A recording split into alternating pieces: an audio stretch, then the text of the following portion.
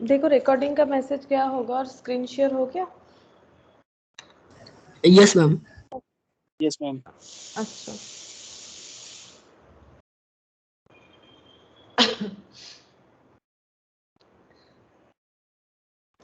देखो हम लोग फाइनल अकाउंट्स जो है वो पढ़ रहे थे, जहाँ पर हम लोगों ने फाइनल अकाउंट्स का 3 पार्ट होता है, ठीक है। जब भी हम लोग कोई फाइनल अकाउंट्स बनाते हैं और वो अगर गुड्स बेच रहा है तो उसका ट्रेडिंग बनेगा, पीएल बनेगा, बैलेंस शीट। तो लास्ट क्लास में हम लोगों ने पीएल का फीचर्स वगैरह, पीएल कैसे बनता है वो सब देखा था। ये देखो लास्ट क्वेश्चन नंबर 5 तक हम लोगों ने कंप्लीट किया था। ये देखो तुम लोग को एक बार याद दिला देते, ये देखो यहाँ तक हम लोगों ने कंप्लीट किया था, ठीक है।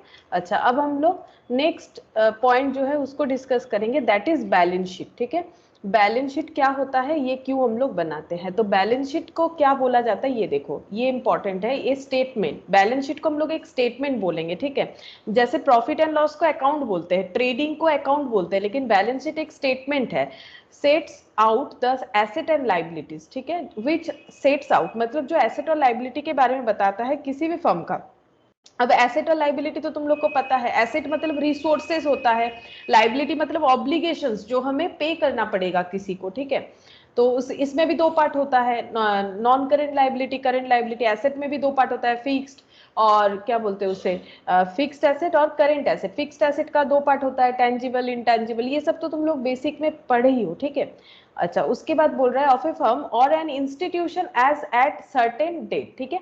तो किसी एक पर्टिकुलर डेट पे ये बैलेंस शीट बनाया जाता है, ठीक है। मतलब तुम लोग अगर देखोगे तो ट्रेडिंग पीएल पे लिखा हुआ रहता है trading account for the year ended, मतलब जिस दिन ईयर एंड हुआ तब तक का। जबकि बैलेंस शीट में हम लोग को क्या लिखना पड़ेगा, balance sheet as on this date, मतलब मान लो आज 1 तारीख है तो बैलेंस शीट एज ऑन 1/1, मतलब ये आज के डेट का जो है वैल्यू बता रहा है, ठीक है। आज के डेट का एसेट और लाइबिलिटी का कंडीशन बता रहा है, पूरे साल भर का नहीं। वही चीज यहाँ पर बोला होगा आगे देखो, since even a single transaction will make a difference to some of the assets और लाइबिलिटी, एक छोटा सा ट्रांजैक्शन भी एसेट और लाइबिलिटी को इफेक्ट कर सकता है, ठीक है। तो the balance sheet is true only at a particular point of time, तो ये ट्रू उस डेट पे माना जाएगा जिस डेट पे इसे बनाया जा रहा है।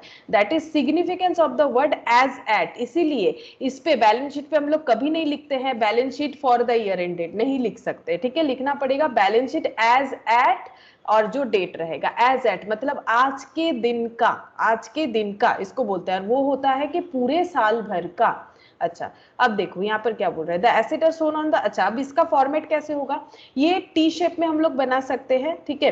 टी शेप में कहाँ कहाँ चलेगा, देखो अगर हम लोग कोई इंडिविजुअल मतलब सोल प्रोप्राइटर है, जिसका क्वेश्चन हम लोग कर रहे हैं, जो टॉपिक हम लोग पढ़ रहे हैं, सोल प्रोप्राइटर मतलब कोई अकेला इंसान जो बिजनेस कर रहा है। पार्टनरशिप जब पढ़ोगे मतलब जब दो, एक से ज्यादा, ठीक है, कम से कम मिनिमम 2 लोग मिलकर बिजनेस करेंगे तब पार्टनरशिप। और एक होता है कंपनी, कंपनी अकाउंट जो लोग कर रहे हो, जिन लोग का है सैटरडे वाले क्लास में जिन लोग का है वो लोग कर रहे हो, तो कंपनी अकाउंट से बैलेंस शीट ये टी शेप में नहीं बनेगा, पहले बनता था अभी नहीं बनता है, रूल्स आ चुका है, ठीक है। और ये जो है इस पे टी शेप में ही बनेगा। टी शेप में क्या होता है, asset are shown on the right side, तो यहाँ पर एसेट दिखाया जाता है और लाइबिलिटी को लेफ्ट साइड, तो इधर लाइबिलिटी हम लोग दिखाएंगे, ये फॉर्मेट है, ठीक है। तो हमें ये फॉलो करना पड़ेगा। अच्छा नेक्स्ट देखो क्या बोल रहा है, कैरेक्टरिस्टिक्स क्या है बैलेंस शीट का। Balance sheet has certain characteristics, क्या क्या, ये देखो ये जो है it is prepared at a particular date, पहले ये बोल रखा है, rather the close of day and not for a period. ये किसी भी कभी भी हम लोग नहीं बोलेंगे बैलेंस शीट एक पूरे साल भर का बनाए, नहीं, ऑब्वियसली वो पूरे साल भर का डेटा लेके ही बनता है, वो अलग बात है, लेकिन बैलेंस शीट जो है जो रिफ्लेक्ट करता है वो उस दिन का वैल्यू को रिफ्लेक्ट करता है, सिर्फ और सिर्फ उस दिन के वैल्यू को। It is true only on that date and not later, उसके बाद ये ट्रू नहीं होगा। जैसे बैलेंस शीट अगर बना है आज का 1/1/2021, तो कल जब आएगा 2/11/2021, तो एसेट लाइबिलिटीज में चेंजेस जो होंगे वो उसमें रिफ्लेक्ट नहीं करते हैं, तो बैलेंस शीट सिर्फ उस पर्टिकुलर डेट को ही जो है वो ट्रू होता है। Suppose in the example given above, मतलब लास्ट दिन हम लोग जो क्वेश्चन किए थे यानी illustration 5, a part of the goods were sold on 1 April 2009, अगर कोई भी गुड्स 1 अप्रैल 2009 को बिकता, ठीक है, जैसे ये वाला क्वेश्चन, ये जो हमें दिया गया था, ठीक है, तो कोई भी गुड्स अगर 1 अप्रैल 2009 को बनता, वैसे ये ट्रायल बैलेंस दे रखा था, ये देखो ये दे रखा था दिसंबर का, ठीक है, और फाइनल अकाउंट्स बनाना था हमें आई थिंक 31 मार्च का बनाना था, ठीक है, तो 31 मार्च का ही बनाया हुआ है। ये देखो ट्रेडिंग पीएल, ठीक है, ये देखो कैसे लिखा हुआ है, फॉर द ईयर एंडेड, ठीक है, यहाँ भी फॉर द ईयर एंडेड। अगर 1 अप्रैल 2019 को अगर हम लोग कोई भी गुड्स बेचते हैं, this will mean that the value of the inventory will be reduce, क्योंकि गुड्स बेचेंगे स्टॉक तो कम होगा। इन्वेंट्री का मतलब क्या होता है? स्टॉक। अगर हम लोग कुछ भी सेल करेंगे तो हमारा स्टॉक रिड्यूस होगा। The cash in hand will increase, जैसे ही स्टॉक बिकेगा स्टॉक कम होगा, कैश बढ़ेगा। And the capital account will be reduced और इंक्रीज्ड। और कैपिटल अकाउंट बढ़ भी सकता है, घट भी सकता है। कैसे?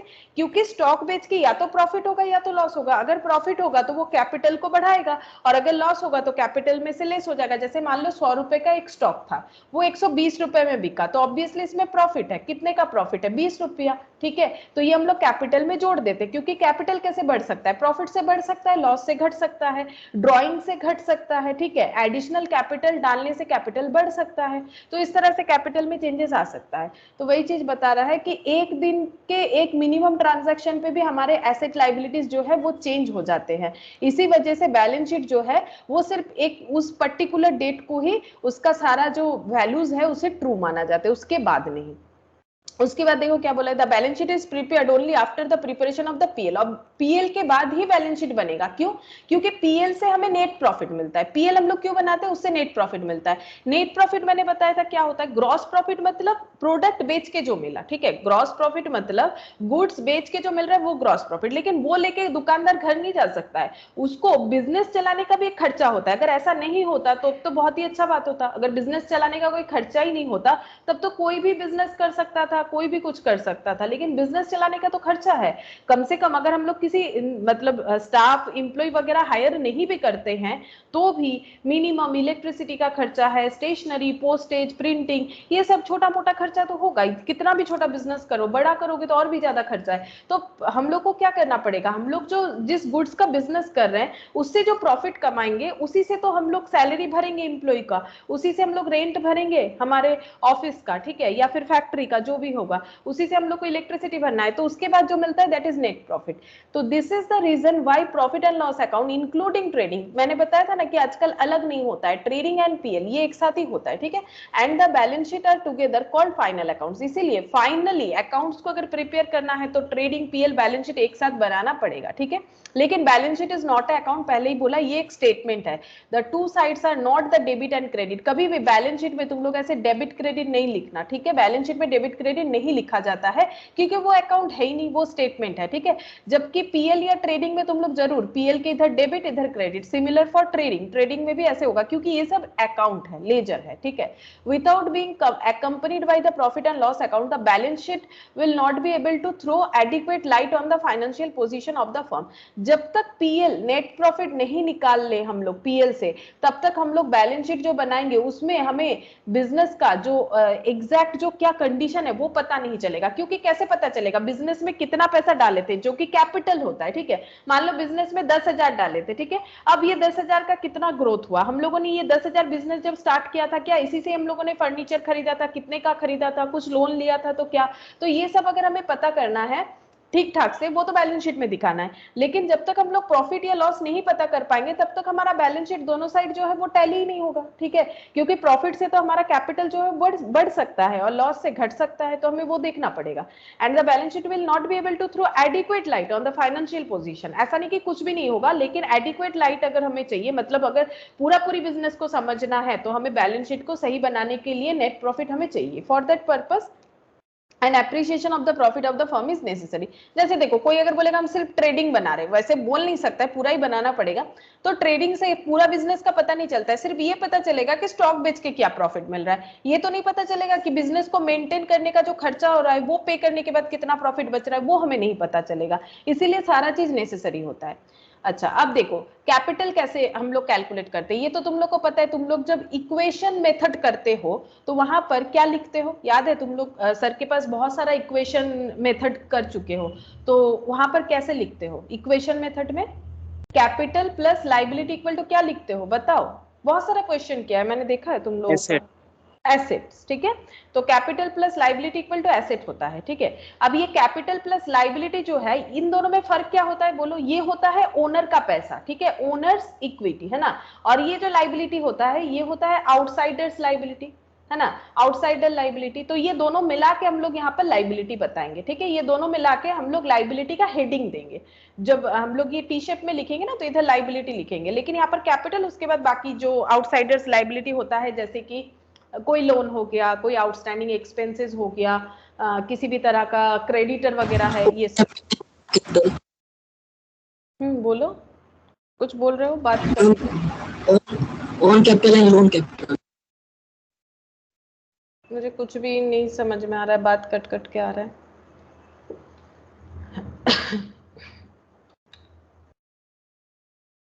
अच्छा ठीक है, देखो जब क्लियरली सुनाई देगा तब फिर से बताओ। अच्छा ये देखो, since capital always equals the difference between, अच्छा देखो कैपिटल किस चीज का डिफरेंस है, एसेट और लाइबिलिटी का डिफरेंस ही कैपिटल होता है। क्यों, ये देखो, एसेट और लाइबिलिटी का डिफरेंस कैपिटल नहीं होगा। एसेट ऐसे बैलेंस शीट में जब तुम लोग बनाओगे, आज ही हम लोग बनाएंगे, ठीक है, इधर एसेट इधर लाइबिलिटी, ठीक है। अब लाइबिलिटी तुम लोगों ने बताया, लाइबिलिटी का मतलब क्या होता है, कैपिटल और क्या होता है लाइबिलिटी, कैपिटल और लाइबिलिटी मिला के क्या होता है, टोटल लाइबिलिटी, ठीक है। ये क्या होता है, ये कैपिटल, ये होता है ओनर्स इक्विटी, जो कैपिटल होता है, ओनर्स मतलब जो बिजनेस का मालिक है उसका जो इक्विटी, मतलब उसने जो पैसा लगाया, दैट इज ओनर्स इक्विटी। और जो लाइबिलिटी क्रिएट हुआ है बिजनेस करते हुए, लोन का हो सकता है, क्रेडिटर का जो मैंने बोला, ठीक है, दैट इज आउटसाइडर लाइबिलिटी। तो आउटसाइडर लाइबिलिटी ये सब मिला के होता है लाइबिलिटी, और इधर है एसेट, तो ये दोनों टोटल, ठीक है। तो अगर हम लोग एसेट से अपना ये लाइबिलिटी माइनस कर दे, ठीक है, एसेट से लाइबिलिटी, या फिर तुम लोग जो इक्वेशन बनाते हो ना, जो अकाउंटिंग इक्वेशन, वो भी देख सकते हो, वहां पर क्या लिखते हो, capital plus liability equal to asset. तो हम लोग बोल सकते हैं capital equal to asset minus liability. बोलो, ये तो समझ में आ रहा होगा, ये अभी तक नहीं बना है ना, ये होता है, वही चीज बोल रहा है। देखो एसेट एंड लाइबिलिटीज डिफरेंस जो है वही होता है capital. Since the capital account will independently arrive at this figure, capital account जो मतलब कैपिटल का जो फिगर है हम लोग इस तरह से आइडेंटिफाई कर सकते हैं, क्योंकि ये इस तरह से आइडेंटिफाइड है और एक दूसरे के साथ जुड़ा हुआ है, तो हमेशा ये दोनों क्या होता है, इक्वल होता है, मतलब एसेट और लाइबिलिटी हमेशा इक्वल होता है। That's why balance sheet tally नहीं होने से हम लोग बोलते हैं कि हमारा आंसर जो है वो रॉन्ग आया है, ठीक है। जब तुम लोग फाइनल अकाउंट्स करना स्टार्ट करोगे तब देखना बैलेंस शीट में जाके तुम लोग को पता चलेगा, तुम लोग ट्रेडिंग बना लोगे, कुछ एक जीपी आ जाएगा, मान लो गलत ही बनाया है, पीएल बनाओगे वो भी मान लो जीपी गलत हुआ तो उससे रिलेटेड होता है, तो पीएल भी गलत होगा ही होगा, ठीक है।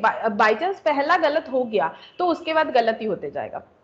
और बैलेंस शीट आखिरी में तुम लोग को कब पता चलेगा कि गलत हुआ है, क्योंकि आंसर तो वहां रहेगा नहीं, तुम लोग को तब पता चलेगा जब तुम, हाँ, जब बैलेंस शीट टैली नहीं होगा तब तुम लोग को समझ में आ जाएगा कुछ तो गड़बड़ हो गया है, ठीक है।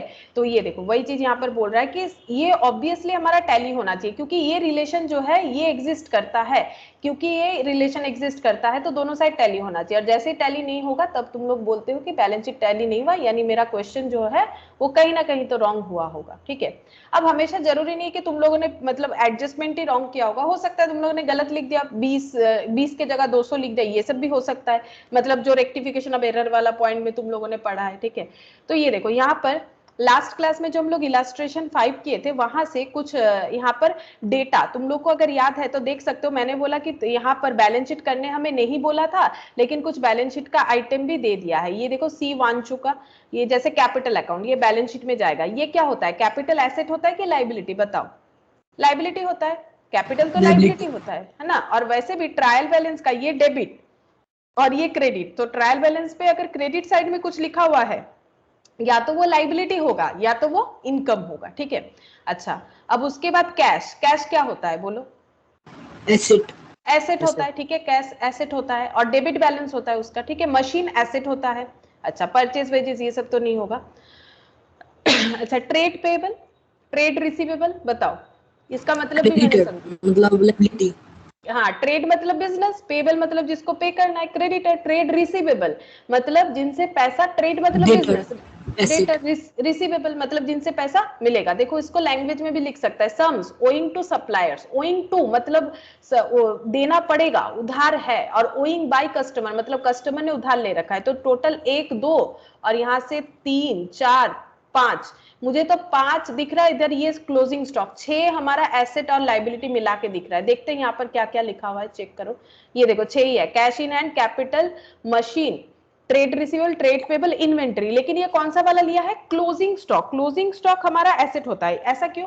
ओपनिंग स्टॉक जो है वो तो पूरे बिजनेस के दौरान उसमें चेंजेस आया होगा। ओपनिंग स्टॉक को तो हम लोग बेचने का कोशिश कर रहे होंगे पूरे एक साल में जो बिजनेस चल रहा है, उसके बाद ओपनिंग स्टॉक, जो स्टॉक बच जाता है उस साल, उसी को तो हम लोग क्लोजिंग स्टॉक बोलते हैं। मान लो हमारे पास 100 रुपए का पहले से स्टॉक था, हम लोगों ने किसी एक पीरियड में 1000 रुपीज का और भी स्टॉक खरीद लिया। स्टॉक मतलब जो चीज का हम लोग बिजनेस करते हैं, ठीक है।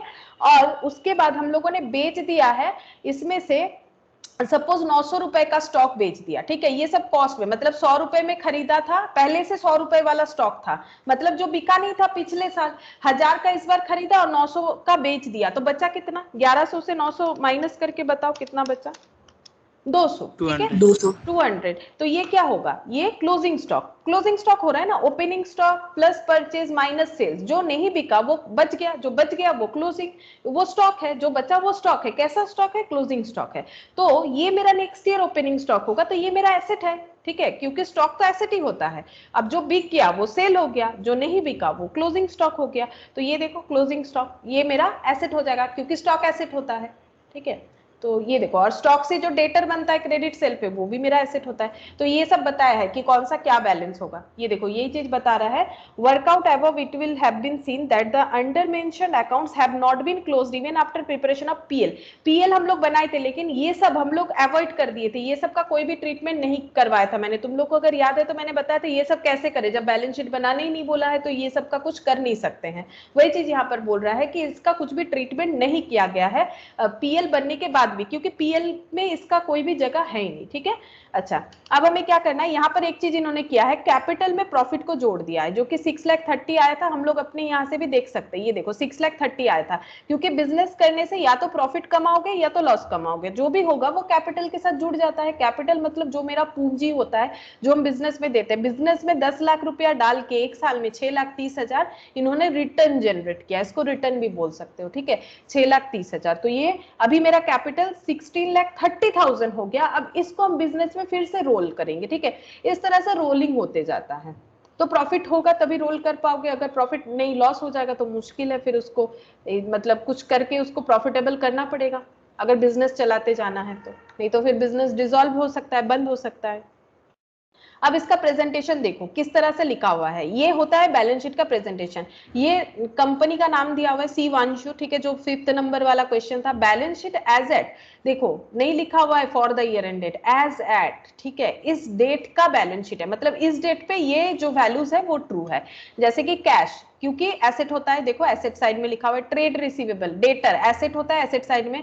क्लोजिंग स्टॉक एसेट होता है, एसेट साइड में। मशीन जो एसेट है, एसेट साइड में लिखा हुआ है। ट्रेड पेएबल ये लाइबिलिटी है, तो लाइबिलिटी साइड में कैपिटल ये वाला लिखा हुआ है, और दोनों साइड देखो टैली हुआ। इसका मतलब हमारा पूरा का पूरा कैलकुलेशंस जो है वो सही है। अगर सही नहीं होता, ठीक है, अगर सही नहीं होता तो हमारा बैलेंस शीट टैली नहीं करता। तो इस तरह से हमें बैलेंस शीट का प्रेजेंटेशन रखना पड़ेगा। ये हो गया presentation, liability amount, asset amount. अब कभी कभी क्या होता है, 2 अमाउंट का कॉलम भी करना पड़ सकता है अगर बैलेंस शीट के अंदर हमें एडजस्टमेंट वगैरह दिया जाए तो। अगर इसमें एडजस्टमेंट करना हो तो 2 कॉलम अमाउंट का हमें नीड हो सकता है, लेकिन एज एट ही लिखना है, फॉर द ईयर एंडेड मत लिख दो। और हाँ, डेबिट क्रेडिट देखो कहीं नहीं है, डेबिट क्रेडिट हमें लिखना नहीं है। अच्छा, अब एसेट एंड, अब जो बैलेंस शीट का प्रेजेंटेशन है, मतलब जैसे इन्होंने पहले कैश लिखा फिर ट्रेड रिसीव, तो क्या ये कोई सीक्वेंस है? हाँ, बैलेंस शीट का 2 तरह से बैलेंस शीट के फॉर्मेट को हम लोग बना सकते हैं, ठीक है। किस तरह से बना सकते हैं देखो, एक तो यहाँ पर दिया हुआ है। अच्छा, यहाँ पर कुछ एसेट्स के बारे में बताया है, लेकिन मुझे लगता है तुम लोग को ये पता है, तुम लोग बेसिक्स में पढ़ चुके हो। एसेट क्या होता है? एसेट लिक्विडिटी, ठीक है। ओ अच्छा, यहाँ पर अरेंजमेंट ही बताया है तो मुझे ये बताना पड़ेगा। देखो, लिक्विडिटी मतलब क्या होता है? जिस चीज को हम लोग इजीली कैश में कन्वर्ट कर सकते हैं। अकाउंट्स में लिक्विड का मतलब होता है पैसा, ठीक है, क्योंकि पैसा एक ऐसा चीज होता है जिसको हम लोग कोई भी फॉर्मेशन दे सकते हैं। किसी को लैंड खरीदना है, पैसा चाहिए, वो लैंड बन जाएगा, ठीक। किसी को बिल्डिंग चाहिए, वो बन जाए। किसी को प्लांट मशीनरी चाहिए, किसी को फर्नीचर चाहिए। तो पैसा एक ऐसा चीज है कि जिसमें डालोगे वो चीज वो बन जाएगा, ठीक है। तो तुम लोग को लैपटॉप चाहिए तो उसके लिए भी पैसा चाहिए, तो लिक्विडिटी, ठीक है। तो इस एक अप्रोच होता है बैलेंस शीट बनाने का जिसको बोला जाता है लिक्विडिटी अप्रोच। उसमें क्या होता है, इस अप्रोच में assets which can be converted into cash first is presented first. हम लोग को फर्स्ट में वो सारे चीज लिखने चाहिए जो इजीली कैश में कन्वर्ट होगा, जो कि यहाँ बना हुआ है। देखो कैश इन हैंड, ये तो खुद ही कैश है, क्या ये लिक्विड आइटम है? 1,44,000 किसी के पास अगर कैश है, क्योंकि मुझे ऐसा चीज चाहिए that is easily yes ma'am. Convertible into, है ना, ये तो ऑलरेडी कन्वर्टेड कैश ही है, ठीक है, ये तो कुछ है ही नहीं, ये तो कैश ही है, तो ये सबसे लिक्विड है, क्योंकि 1,44,000 ये जो बिजनेस चला रहा है C12, ये इसका कुछ भी कर सकता है, ये चाहे तो इससे फर्नीचर खरीदे, इसका जो नीड है वो कर सकता है। उसके बाद डेटर दिया हुआ है, क्यों डेटर, उसके बाद क्यों दिया हुआ, उसके बाद क्यों मशीन नहीं दिया हुआ है?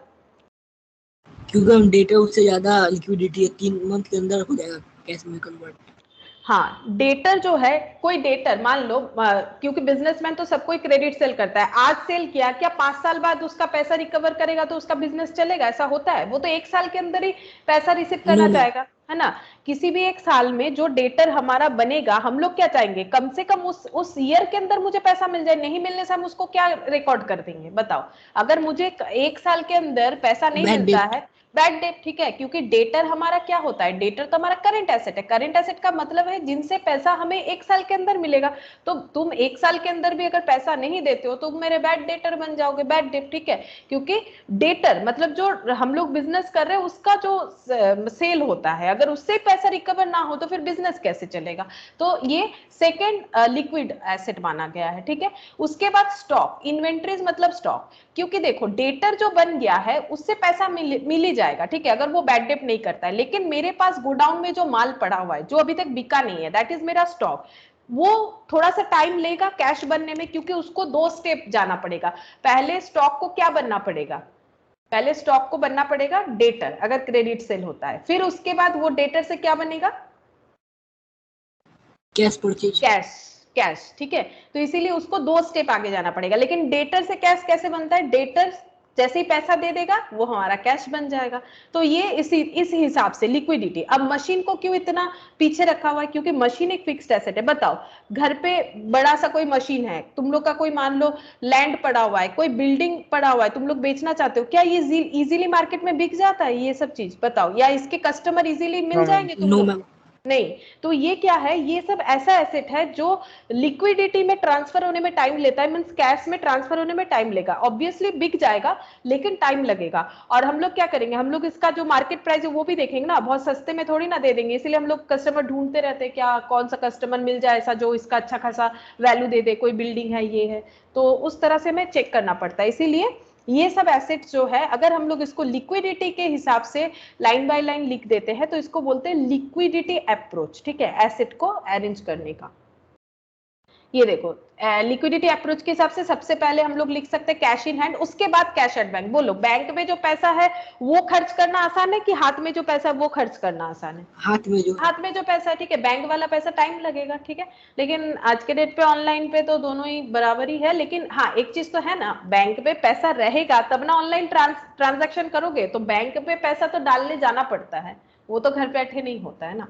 अच्छा, उसके बाद गवर्नमेंट सिक्योरिटीज, मतलब सिक्योरिटीज मतलब हम लोगों ने गवर्नमेंट का कोई सिक्योरिटीज में इन्वेस्टमेंट कर रखा हो, ठीक है, वो सिक्योरिटीज मतलब मान लो कि बॉन्ड। शेयर वगैरह, बॉन्ड वगैरह, ठीक है, उस सब से पैसा मिल जाता है, ठीक है, अगर हम लोग बॉन्ड वगैरह जो है उसको रिडीम करवाना चाहते हैं तो उनसे भी पैसा मिल जाता है। अगर इस तरह का कोई अदर इन्वेस्टमेंट, मान लो शेयर में पैसा लगा रखा है, पैसे का जरूरत है, फिर शेयर को बेच दो, ठीक है, और पैसा अकाउंट में आ जाएगा, बेचने के बाद जो मिलेगा वो आ जाएगा रिटर्न, ठीक है। बिल्स रिसीवेबल, बिल्स रिसीवेबल मतलब तुम जिन लोगों ने बिल्स रिसीवेबल किया उन लोगों को तो पता ही है, बिल्स रिसीवेबल मतलब एक ऐसा डॉक्यूमेंट होता है, जैसे हम लोग चेक में नेगोशिएबल। पैसा, नेगोशिएबल इंस्ट्रूमेंट, जैसे हम लोग चेक में पैसा जो है वो किसी को दे सकते हैं, वैसे ही अगर हम लोगों को किसी को सेल करना है, ठीक है, और वो बहुत लॉन्ग टर्म के लिए हमारे पास एटलीस्ट 3 मंथ्स, मतलब वो थोड़ा ज्यादा ही माना जाता है, अगर कोई 3 मंथ्स के लिए हमारे पास क्रेडिट मांग रहा है तो हम लोग एक अच्छा मतलब क्या बोले, मतलब बॉन्ड अच्छा रहे कस्टमर के साथ, एक ट्रस्ट के बेसिस पे हम लोग क्या करते हैं, ट्रस्ट के लिए बिल्स रिसीवेबल बना लेते हैं, ठीक है।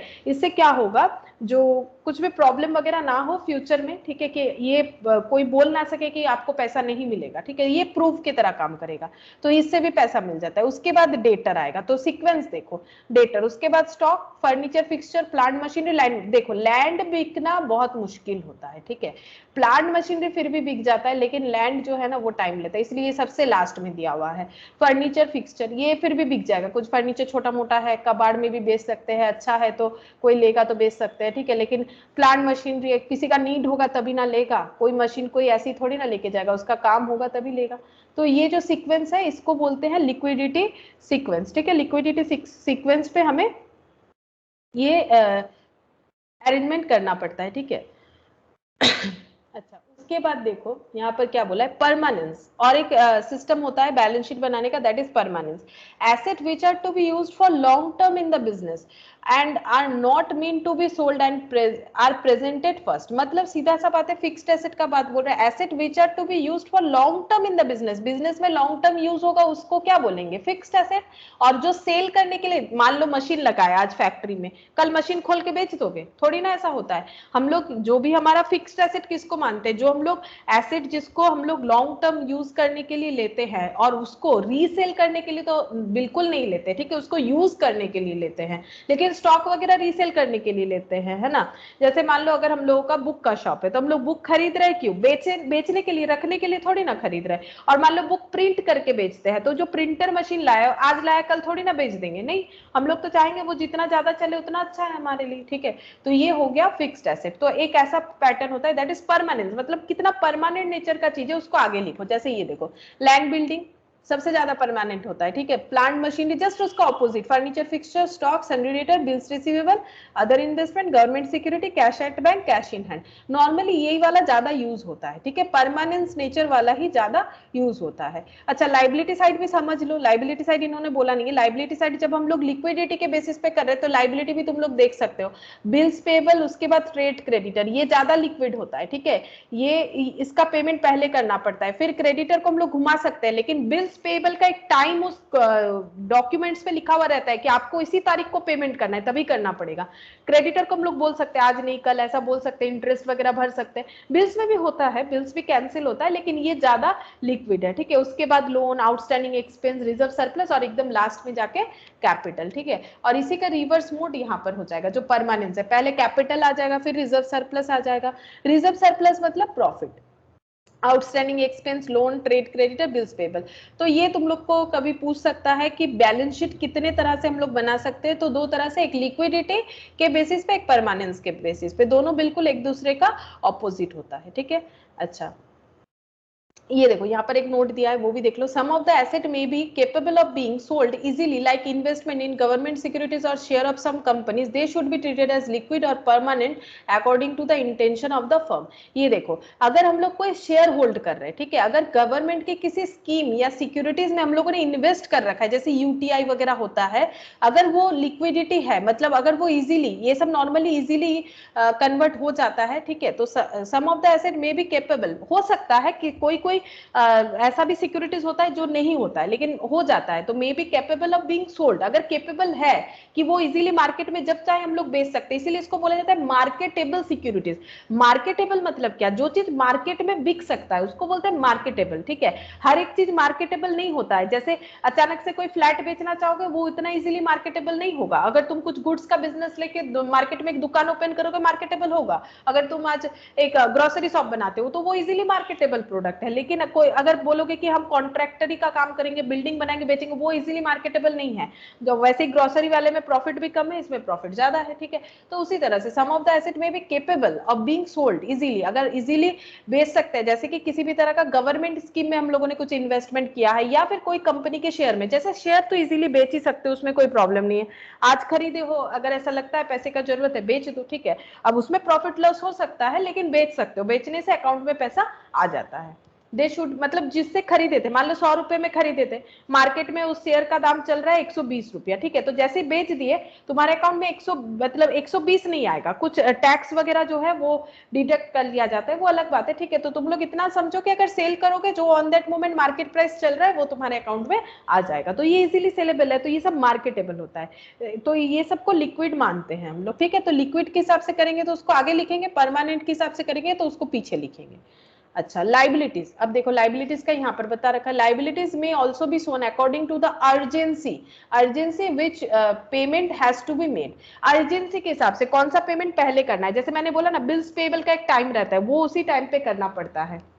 One ways to first show the capital, then long term liabilities, and last of all short term liabilities like amount due to supplier, goods or bills payable. The other way is to start with short term liabilities and then show long term liabilities and last of capital.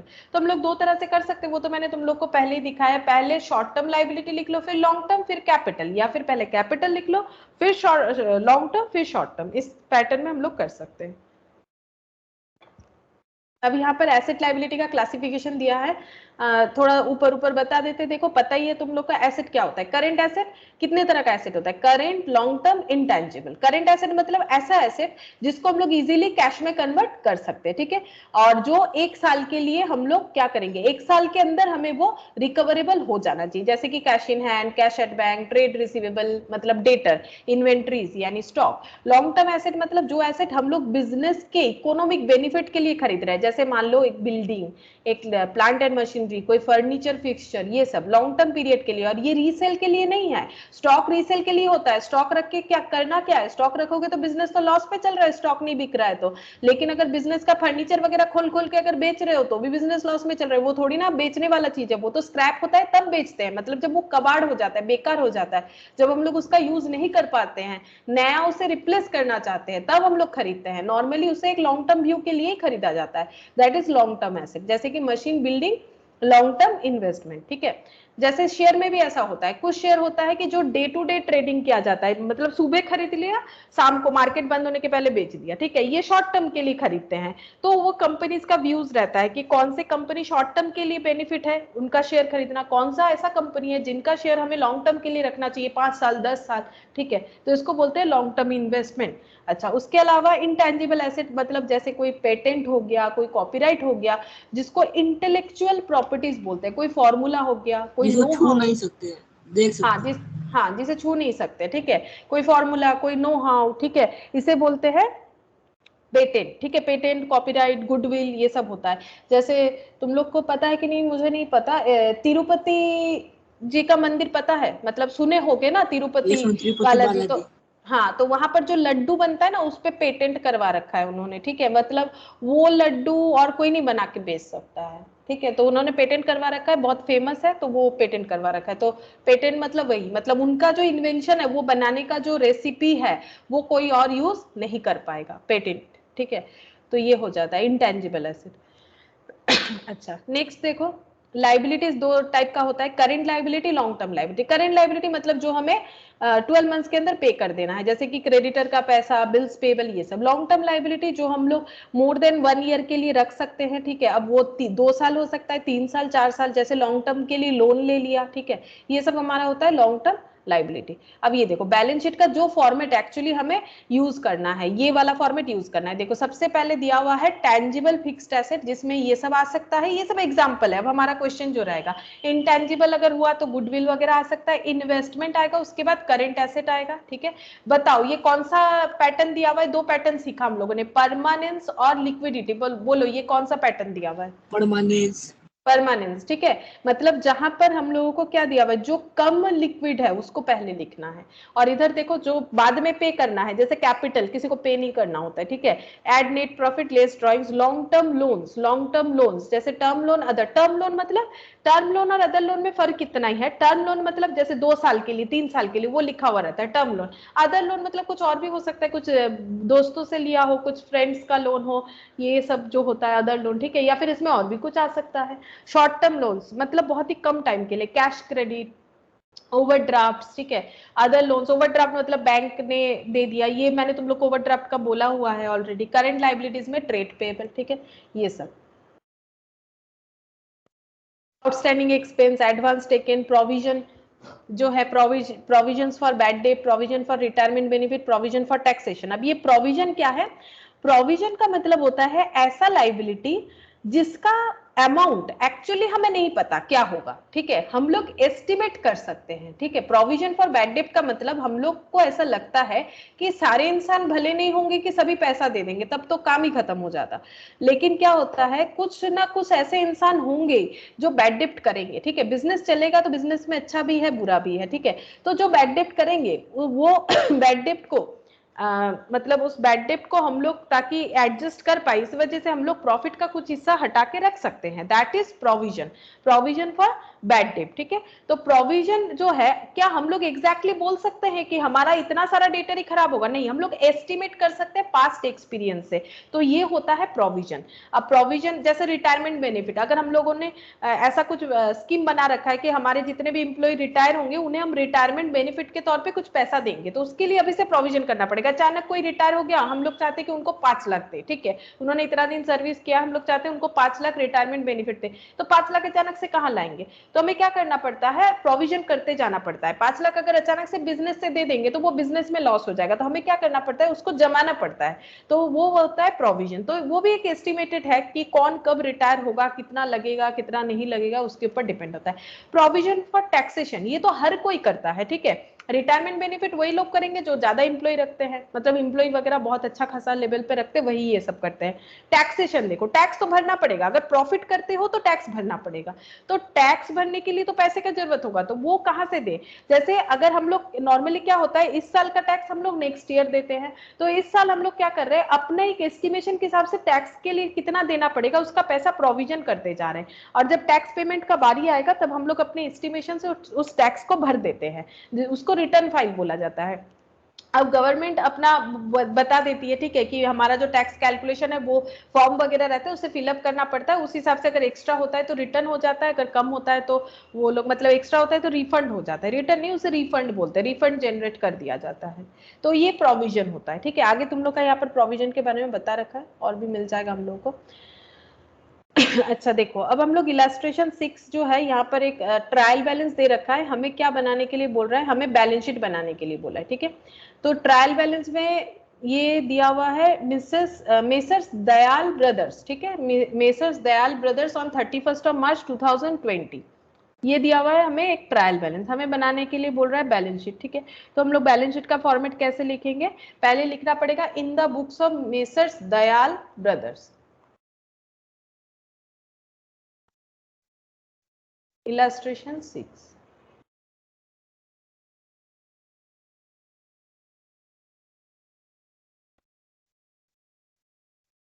In the books of Messrs Dayal Brothers, balance sheet as on, देखो हम लोग ये नहीं लिख रहे for the year ended, last class में ये मैंने पूरा लिख के नहीं दिखाया था, कभी लिखा हो तो मुझे याद नहीं है, चलो वैसे लिखना पड़ेगा, ठीक है। यहाँ पर होगा profit trading and profit and loss account for the year ended, ऐसे लिखना पड़ता है, ठीक है। ये शायद मैंने बोला था कि हम अभी ऐसे रफली करवा देते, बट तुम लोग को ऐसे लिखना पड़ेगा। ये देखो, बैलेंस शीट एज ऑन 31 मार्च, इसमें ऐसे ही लिखना पड़ता है, हाँ 31 ऐसे करके लिखोगे ये बेटर होता है, 31 मार्च 2020 जो दे रखा है वही टाइमिंग्स हमें लिखना पड़ेगा। इसमें डेबिट क्रेडिट कभी नहीं लिखना है, ये थोड़ा सा मिडिल में होना चाहिए जो मैंने लिखा है, ठीक है। इधर लाइबिलिटीज होगा, ये हेडिंग होता है, ये स्ट्रक्चर है, फिक्स्ड है, इसे ही हमें फॉलो करना है, ठीक है। और हम लोग परमानेंस नेचर में हमारा जो बैलेंस शीट है उसको बनाएंगे। अच्छा, पहले क्या दे रखा है, कैपिटल, बोलो कैपिटल किधर आएगा, लाइबिलिटी साइड के एसेट साइड?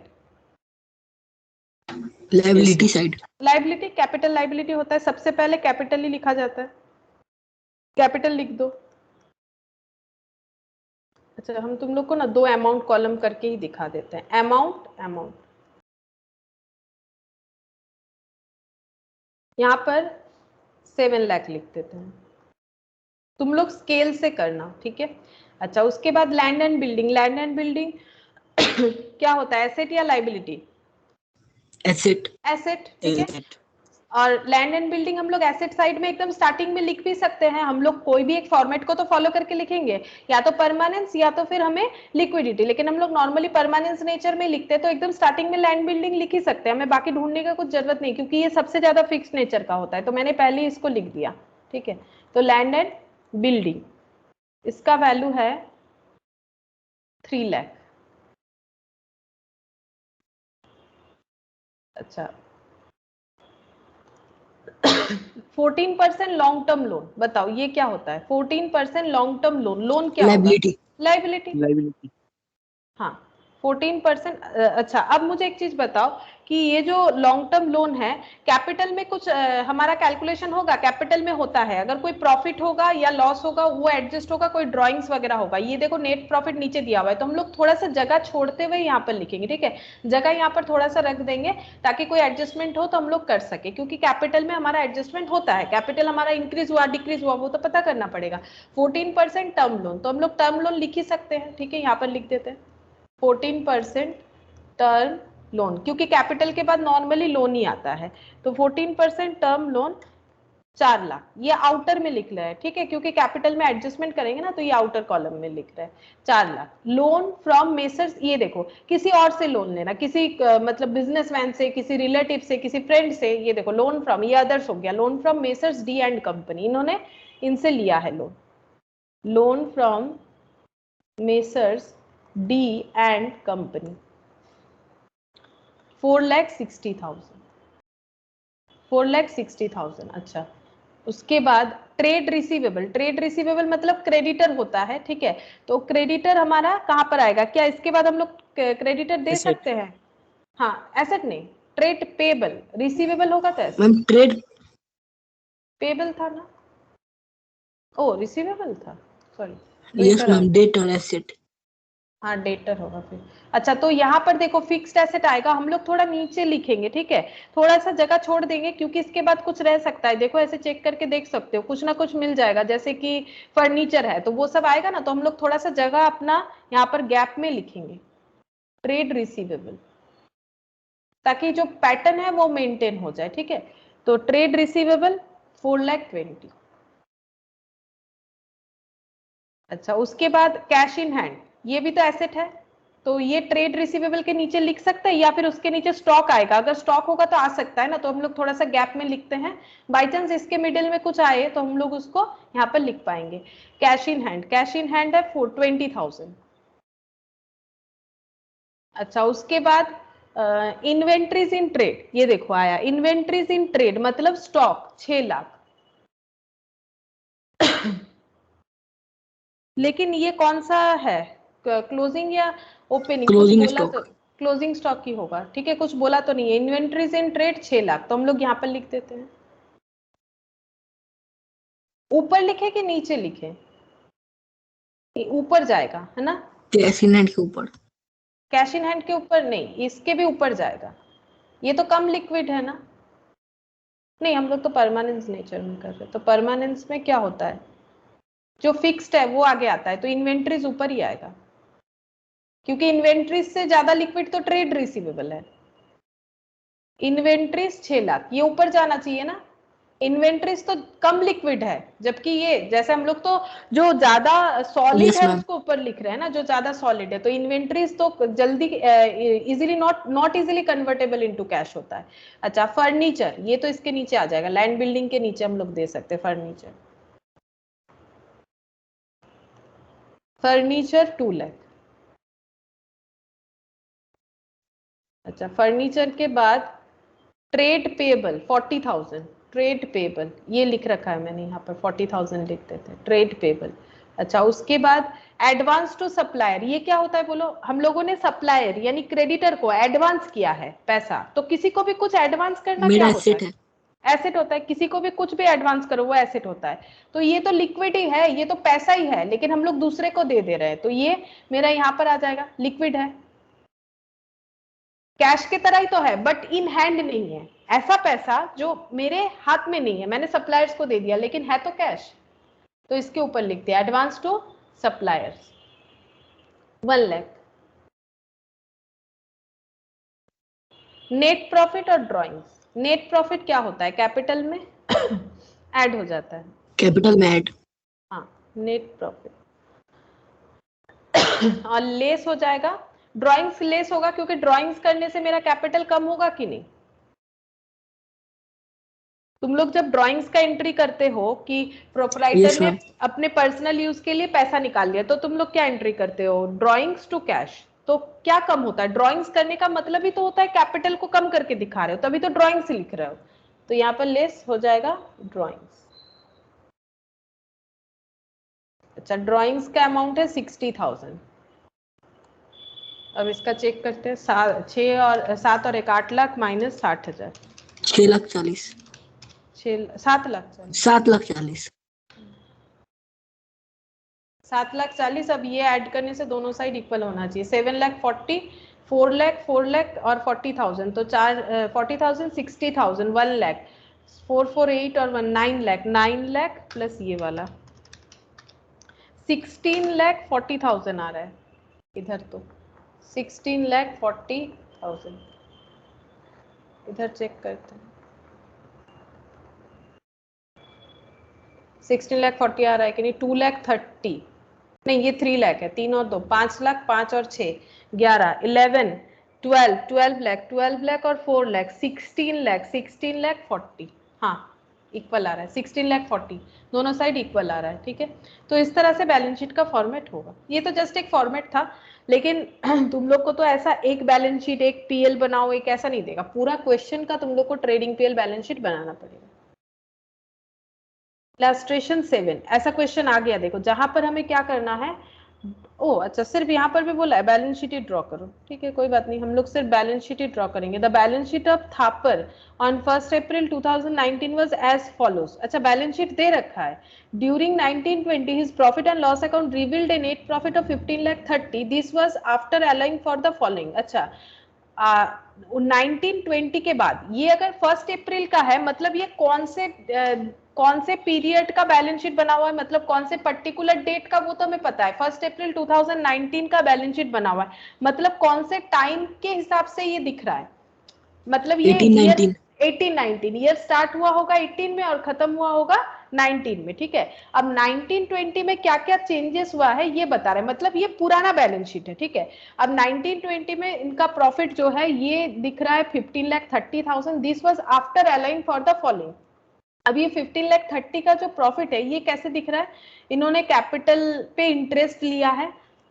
कैपिटल पे इंटरेस्ट का मतलब क्या होता है, देखो कैपिटल का मतलब ओनर्स का इक्विटी। ठीक है, ओनर्स ने बिजनेस में पैसा लगाया, ठीक है, पैसा लगाएगा तभी बिजनेस स्टार्ट होगा, लेकिन वो एक ऐसा अपने आप एक ऐसा कंडीशन रख सकता है कि हम अपने बिजनेस से हर साल 6% पैसा जो है वो इंटरेस्ट के तौर पे निकाल लेंगे। ठीक है, इंटरेस्ट के तौर पे हम अपने कैपिटल पे पैसा जो है वो अर्न करेंगे, ऐसा सोच के कि ये पैसा हम बिजनेस में नहीं लगाते, बैंक में रखते तो बैंक मुझे 6% इंटरेस्ट देता।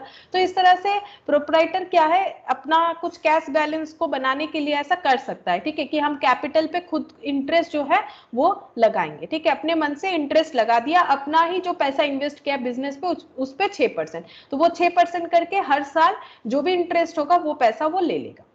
Depreciation on plant and machinery 10% and furniture and fixture on 5%। इसका मतलब है हम लोग पूरे साल जो प्लांट मशीनरी यूज कर रहे हैं, पूरे साल जो फर्नीचर फिक्सचर यूज कर रहे हैं, मान लो 10 लाख का प्लांट फर्नीचर खरीदा है, यहाँ पर 30 लाख दिया हुआ है, 30 लाख का प्लांट और मशीनरी खरीदा है। ठीक है, तो प्लांट मशीनरी खरीदना एक एक्सपेंस होता है। ठीक है, तो क्या हम लोग इसको ट्रेडिंग पीएल में लिख दे, ट्रेडिंग में तो सिर्फ गुड्स का डेटा लिखा जाता है, तो क्या पीएल में लिख दे कि ये मेरा बिजनेस का खर्चा है? No ma'am. अगर हम लोग नहीं लिख सकते ना, तुम लोग अगर एक बार में पूरा इतना भारी रकम, इतना ज्यादा खर्चा दिखा दोगे तो प्रॉफिट तो छोड़ो, बिजनेस नेगेटिव में चला जाएगा। और वैसे भी क्यों दिखाई, ये गलत है, क्योंकि 30 लाख का प्लांट मशीनरी का कंजम्पशन मतलब यूज क्या एक साल में कंप्लीट हो जाएगा?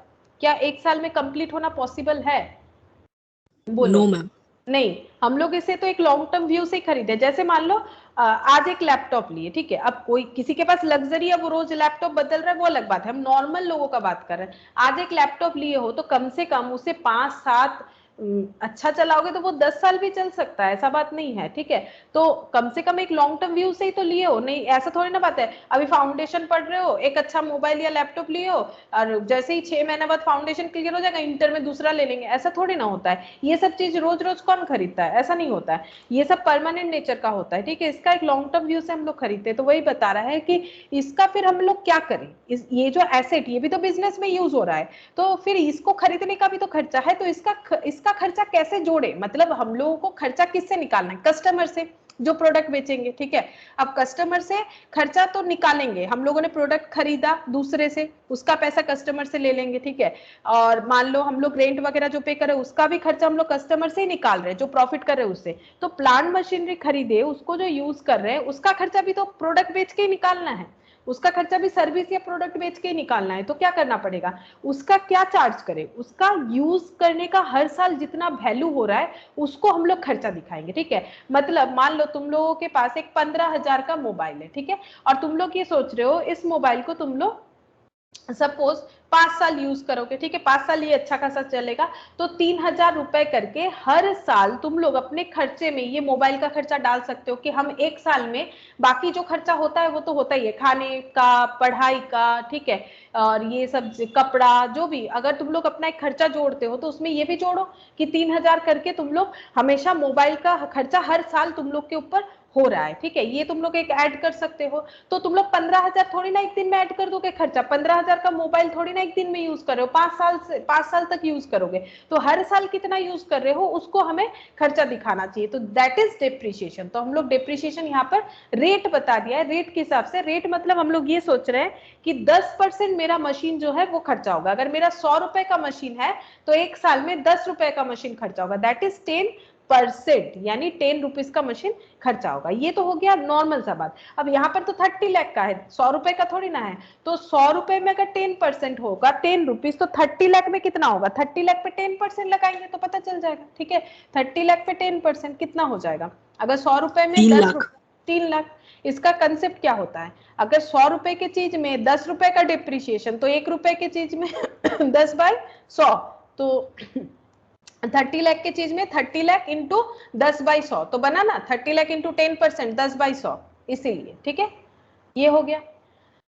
अब फर्नीचर फिक्सचर के लिए 5 रुपया दिखाया है, मैंने 5%, 100 रुपए का चीज में 5%, मतलब अगर 100 रुपए का फर्नीचर होता है तो 5%, यानी 5 रुपए का हर साल फर्नीचर हम लोग यूज कर रहे हैं, ऐसा हम लोगों ने एस्टिमेट किया, ये एस्टिमेटेड है। ये प्रोविजन फॉर डाउटफुल डेट, मतलब हम लोग को लग रहा है कि 5% लोग पैसा नहीं देंगे, ऐसा हमें लग रहा है। और ये किस पे कैलकुलेट करना है, ट्रेड रिसीवेबल एज एट 31 मार्च 2020, 31 मार्च 2020 का जो ट्रेड रिसीवेबल होगा उस पे हमें ये 5% लगाना है। But while preparing the profit and loss account he had forgotten to provide for one outstanding expense totalling 1,80,000, ठीक है। जब ये पीएल अपना बना रहे थे तब इन्होंने कुछ गलती किया, क्या किया, ये पीएल का आंसर इन्होंने बताया है कि इनका नेट प्रॉफिट ही आया, लेकिन ये पॉइंट बता रहा है कि जब ये प्रॉफिट एंड लॉस अकाउंट बना रहे थे इनसे कुछ गलती हुआ, क्या, आउटस्टैंडिंग एक्सपेंस 1,80,000 और प्रीपेड इंश्योरेंस 20,000 ये दिखाना ही भूल गए, ठीक है, ये दिखाना ही भूल गए। अब ये अगर ये नहीं दिखा रहे तो हमारा प्रॉफिट गड़बड़ दिख रहा होगा, हमारा खर्चा और हमारा एक्सपेंस, एक प्रीपेड है एक्सपेंस और इंश्योरेंस का खर्चा और एक आउटस्टैंडिंग एक्सपेंस, ये अगर हम लोगों ने नहीं दिखाया तो हमारा प्रॉफिट एंड लॉस अकाउंट का जो आंसर आया वो गलत दिख रहा होगा, तो हमें उसको क्या करना पड़ेगा, हमें उसे करेक्ट करना पड़ेगा, ठीक है। अब यहाँ पर क्या बोल रहा है देखो, his current asset and liabilities as on 31 मार्च 2020 में कितना दिख रहा है वो बताया है। During the year he withdrew 6 lakh for domestic use, domestic मतलब personal use, draw up his balance sheet, तो बैलेंस शीट बनाने के लिए पीएल हमें होना जरूरी है कि नहीं, बोलो। बैलेंस शीट में कैपिटल में प्रॉफिट या लॉस नहीं जोड़ने से क्या हमारा बैलेंस शीट पूरा होता है, बताओ। आज तो स्टार्टिंग में हम लोगों ने यही पढ़ा ना, नहीं। नहीं होता है। तो सबसे पहले हमें पीएल चाहिए, ठीक है, पीएल में नेट प्रॉफिट चाहिए। अब इन्होंने नेट प्रॉफिट दिया था बट इनसे गलती हुआ है, क्या हुआ है, इन्होंने 2 पॉइंट यहाँ पर डाला नहीं है, भूल गए प्रॉफिट और लॉस अकाउंट बनाते हुए, तो हमें पहले रेक्टिफाई करना पड़ेगा। तो हम लोग उसको क्या लिखेंगे, प्रॉफिट एंड लॉस अकाउंट, यहाँ पर ब्रैकेट में लिख सकते हो रिवाइज्ड। रिवाइज्ड मतलब जब फिर से हम लोग एक ही चीज को करते हैं, जैसे तुम लोग को बोलते हैं रिवीजन, रिविजनरी क्लास, मतलब जो हो गया उसको फिर से पढ़ रहे हो, तो वैसे ही रिवाइज, ठीक है, ये बन गया था फिर से इसको ठीक करना पड़ेगा। तो जैसे पीएल हमारा बनता है पर्टिकुलर्स अमाउंट डेबिट क्रेडिट के फॉर्म में, ठीक है, यहाँ पर तुम लोग लिख सकते हो डेबिट और यहाँ पर क्रेडिट। तो प्रॉफिट कितना था 15,30,000। तो प्रॉफिट है तो किधर ब्रॉट डाउन होगा, क्योंकि ये तो ऑलरेडी एक कैलकुलेटेड अमाउंट है, तो इसको हमें ब्रॉट डाउन करना पड़ेगा ना, इसके ऊपर हम लोग एड लेस करेंगे। तो अगर प्रॉफिट है तो किधर दिखाए, डेबिट साइड की क्रेडिट साइड, बोलो प्रॉफिट क्या होता है? Debit side. Debit side. All income and gains are credit. तो प्रॉफिट होगा तो कहां दिखाएंगे? Credit side. जब ग्रॉस मैम प्रॉफिट क्रेडिट होता है, साइड। जब ग्रॉस प्रॉफिट होता है, प्रॉफिट हुआ तो फिर क्रेडिट साइड क्यों दिखा रहे हो, डेबिट साइड दिखाओ। प्रॉफिट है ना, तो किधर होगा, क्रेडिट साइड। तो यहाँ पर बाई होता है, ये साइड बाई होता है तो बाई लिखेंगे। ब्रॉड डाउन करने पे उसे बोला जाता है बैलेंस ब्रॉड डाउन, जिसको 20 - D से हम लोग लिख सकते हैं। तो कितना हो जाएगा 15,30,000, ये हो गया, ठीक है। अच्छा अब बोलो, यहाँ पर इन्होंने जो गलती किया, इन्होंने एक्सपेंस आउटस्टैंडिंग रखा था, मतलब खर्चा देना था, इन्होंने नहीं दिया। टाइम पे खर्चा नहीं देने से वो लाइबिलिटी बन जाता है। लेकिन हमारा फाइनल अकाउंट्स 3 कंसेप्ट पे बनता है, एक होता है मैचिंग, एक होता है एक्रूअल, और तीसरा होता है, लास्ट वाला क्या होता है, भूल गए। मैचिंग कंसेप्ट होता है, एक्रूअल, और लास्ट वाला बोलो, तुम लोग को तो पढ़ा है आज सुबह भी क्लास में, दूसरे क्लास में बोला था। लास्ट वाला क्या होता है? मैचिंग कंसेप्ट मतलब तो वही रेवेन्यू के साथ प्रॉफिट का मैचिंग करो। एक्रूअल मतलब कैश बेसिस पे नहीं, अगर कुछ आउटस्टैंडिंग पीरियोडिक, ठीक है, 12 मंथ्स का ही हमें दिखाना है उसी पीरियड का, तो पीरियोडिक बेसिस पे, ठीक है, ये 3 बेसिस पे होता है। तो आउटस्टैंडिंग एक्सपेंसेस है, ठीक है, और जो कि 1,80,000 का है, इन्होंने नहीं दिखाया। तो मान लो मेरा सैलरी का खर्चा हो रहा था 10,000, मैंने 8,000 पे किया है एम्प्लॉय को, 2,000 बाकी रखा, इसी टाइम पीरियड का है, तो मुझे 2,000 भी दिखाना चाहिए था। अब अगर पीएल का खर्चा है तो पीएल में दिखाएंगे, तो मुझे क्या दिखाना है, 8,000 जो मैंने पे कर दिया प्लस 2,000 जो मैंने आउटस्टैंडिंग रखा, मुझे खर्चे में 10,000 ही दिखाना है। भले मैंने 2,000 का अभी तक कैश पेमेंट नहीं किया हो, उससे मुझे कोई लेना देना नहीं। अगर ये 2,000 मेरा इसी पीरियड का है तो मुझे ये दिखाना पड़ेगा। उसी तरह से ये आउटस्टैंडिंग एक्सपेंस जो है, अगर ये मेरा इसी पीरियड का है, वैसे इसी पीरियड का है क्योंकि बोला है कि ये भूल गए हैं देने के लिए, तो इसी पीरियड का है, हम लोगों ने नहीं दिखाया। अगर हम लोगों ने खर्चा नहीं दिखाया तो मेरा प्रॉफिट ज्यादा दिख रहा है कि कम, बताओ। अगर मैंने खर्चा नहीं दिखाया जो दिखाना चाहिए था, मेरा प्रॉफिट ज्यादा दिख रहा है। प्रॉफिट ज्यादा दिख रहा है तो मुझे कम करना पड़ेगा, तो मुझे खर्चा दिखाना पड़ेगा। खर्चे का साइड कौन सा होता है, डेबिट साइड। डेबिट साइड 2 से स्टार्ट होता है, तो खर्चा लिख दो आउटस्टैंडिंग एक्सपेंस 1,80,000, ठीक है। अच्छा नेक्स्ट देखो, प्रीपेड किया है इन्होंने इंश्योरेंस। प्रीपेड का मतलब है कि जैसे मान लो रेंट, ठीक है, रेंट 12 मंथ्स का, मान लो रेंट में ऑफिस ले रखा है, 12 मंथ्स का रेंट है, 12 × 10,000 करके होता है 1,20,000 ठीक है। लेकिन जो प्रोपराइटर है उन्होंने 1,40,000 रेंट दे रखा है इस साल, लेकिन इस साल होगा 1,20,000, तो कितना ज्यादा दे रखा है, कितने मंथ का ज्यादा दे रखा है, 20,000। 20,000 ज्यादा दे रखा है, ठीक है, मतलब 2 महीने का ज्यादा दे रखा है, 10,000 ज्यादा दे रखा है। तो मेरा इस पीरियड का खर्चा कितना है, मैंने कैश आउटफ्लो 1,40,000 कर दिया है, 1,20,000। 1,20,000, तो मैंने जो एक्स्ट्रा खर्चा इस पीरियड में दिखा दिया है खर्चा बोल के, जो कि इस पीरियड का है ही नहीं, तो इससे मेरा प्रॉफिट कैसे इफेक्टेड हो रहा है, मेरा प्रॉफिट कम हो रहा है कि ज्यादा हो रहा है, मैंने एक्स्ट्रा खर्चा दिखा रखा है जो कि इस पीरियड का है ही नहीं। अब मेरा प्रॉफिट कम दिख रहा है। प्रॉफिट मेरा कम दिख रहा है, ठीक है, तो मुझे क्या करना पड़ेगा, प्रॉफिट को बढ़ाना पड़ेगा। मेरा प्रॉफिट गलत दिख रहा है, मैंने दिखाया कि मेरा खर्चा, मान लो मेरा खर्चा है 100 रुपए का, किसी एक साल का कोई भी खर्चा, ठीक है, और नेक्स्ट ईयर भी वही खर्चा 100 रुपए का ही होगा, मैंने इस साल ही उसको 200 दिखा दिया है, तो मेरा 100 रुपए का प्रॉफिट तो कम दिख रहा है। इसीलिए मुझे क्या करना पड़ेगा, इस प्रॉफिट को चेंज करना पड़ेगा। तो इस प्रॉफिट को चेंज करने के लिए हम लोग क्या करेंगे, प्रॉफिट को बढ़ाएंगे, तो ये इधर लिखेंगे, ठीक है, इधर लिखने से प्रॉफिट बढ़ेगा, इसमें ऐड होगा तो प्रॉफिट बढ़ेगा। तो बाई प्रीपेड इंश्योरेंस पैसा था प्रीपेड कर दिया, वैसे अभी टाइम आया नहीं था इंश्योरेंस का खर्चा पेमेंट करने का, तो अब हम लोग सही वाला प्रॉफिट जो है वो कैलकुलेट कर सकते हैं। तो नेट प्रॉफिट कैलकुलेट करेंगे 13,70,000।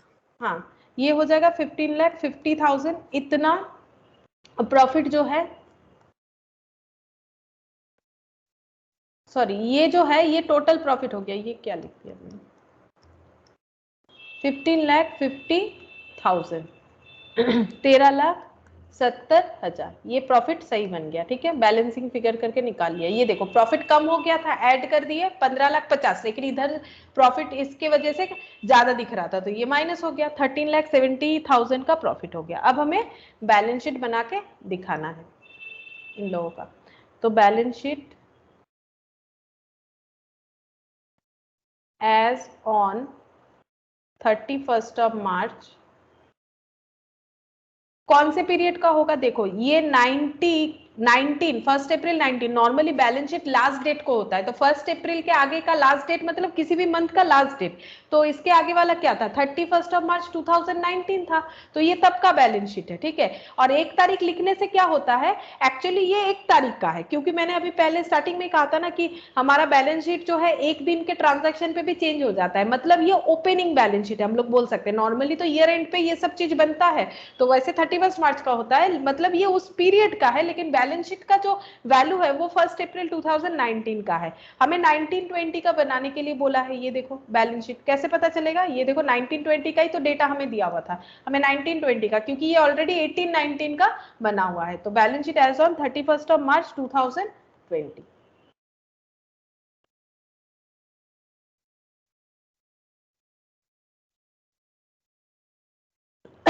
लाइबिलिटीज और एसेट्स,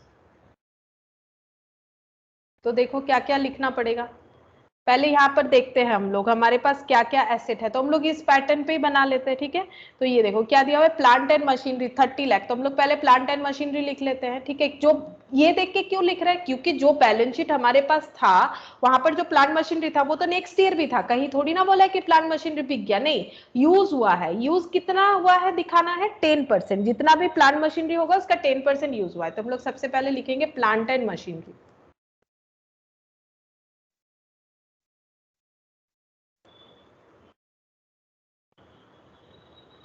प्लांट एंड मशीनरी है 30 लाख।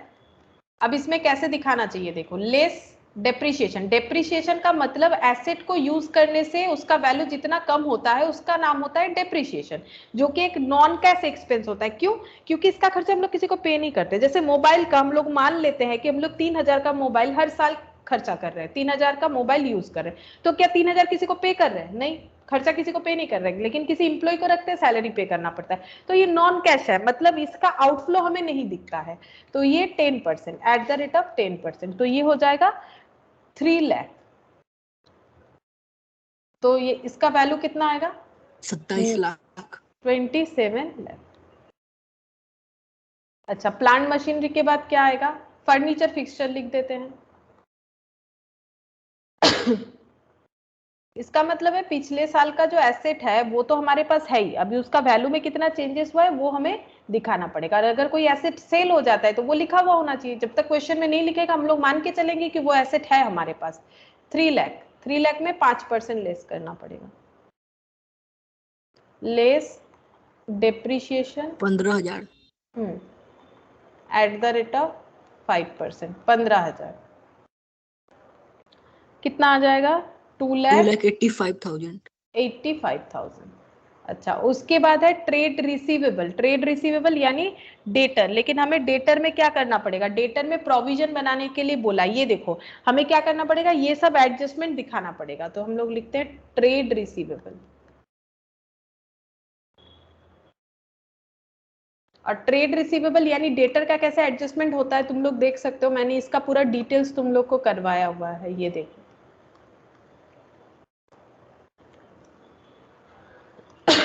तो डेटर से अगर हम लोगों को कुछ भी डाउट है कि कोई पैसा नहीं देगा, उतना हम लोग कम कर देंगे।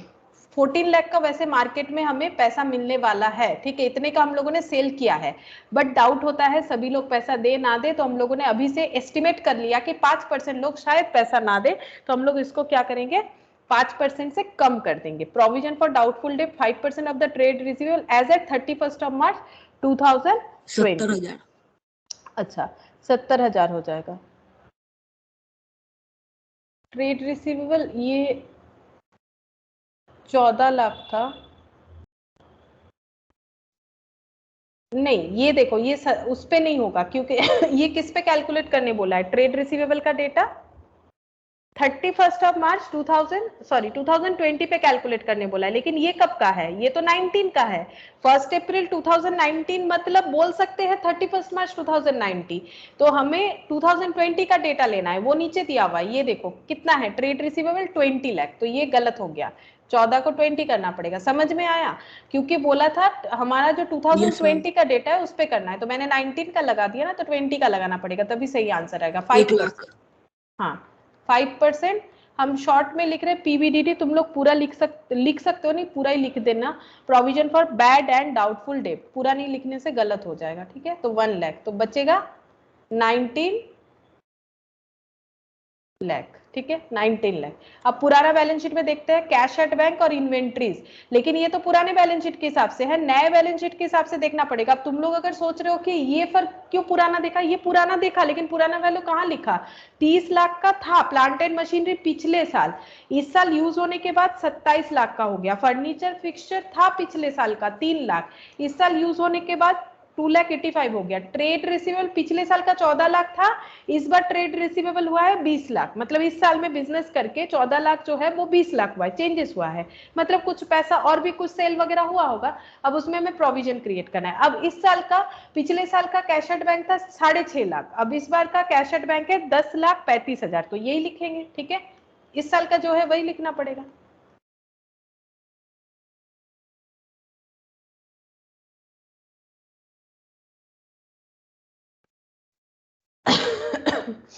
टेन लैख 35,000। अच्छा कैश एट बैंक लिख दिया मैंने, ट्रेड रिसीवेबल। अच्छा इन्वेंट्रीज 13 लाख इधर दिख रहा है। अब हमें देखना पड़ेगा कि पिछले इस साल का इन्वेंट्रीज कितना है, देखते हैं 14,50,000। स्टॉक और भी बढ़ गया, इसका मतलब इन्होंने और भी परचेस किया होगा स्टॉक का, पिछले साल जो था और भी बढ़ गया। और कुछ डेटा आएगा और तो मुझे नहीं दिख रहा है, प्लांट मशीनरी फर्नीचर फीस, हाँ और एक डेटा आएगा। अगर हम लोगों ने किसी को प्रीपेड इंश्योरेंस किया था इस साल, तो क्या प्रीपेड करना हमारे लिए एसेट नहीं है, हम लोगों ने सर्विस ही नहीं लिया उसके, तो ये भी आएगा प्रीपेड इंश्योरेंस। ये कहाँ पर आना चाहिए, एक्चुअली कैश एट बैंक बाद में आना चाहिए था, पहले इन्वेंट्रीज है ना, ट्रेड रिसीवेबल के बाद पहले इन्वेंट्रीज फिर कैश एट बैंक आना चाहिए था, इस पे ऊपर लिख देते, ठीक है। प्रीपेड एक्सपेंस 20,000, थोड़ा इधर उधर होने से वैसे कुछ मैटर नहीं करता है, लेकिन एकदम इधर उधर मत कर दो, ठीक है, थोड़ा बहुत मेंटेन करना पड़ेगा। नेक्स्ट यहाँ पर सबसे पहले आएगा कैपिटल। पुराना कैपिटल देखो कितना है 50 लाख, और नया कैपिटल के बारे में कुछ बताया है नहीं। कैपिटल नया कैसे पता चलेगा, प्रॉफिट जोड़ने के बाद, पुराने कैपिटल में प्रॉफिट लॉस जोड़ेंगे तभी तो पता चलेगा क्या चेंजेस है। तो कैपिटल था 50 लाख और प्रॉफिट हुआ है, अभी तुम लोगों ने चेक किया, ऐड करेंगे प्रॉफिट सही वाला जो कैलकुलेट किया 13,70,000। और कोई ड्राइंग्स वगैरह है तो उसे दिखाना पड़ेगा। इन्होंने किया है ये देखो 6 लाख फॉर डोमेस्टिक यूज, तो लेस हो जाएगा।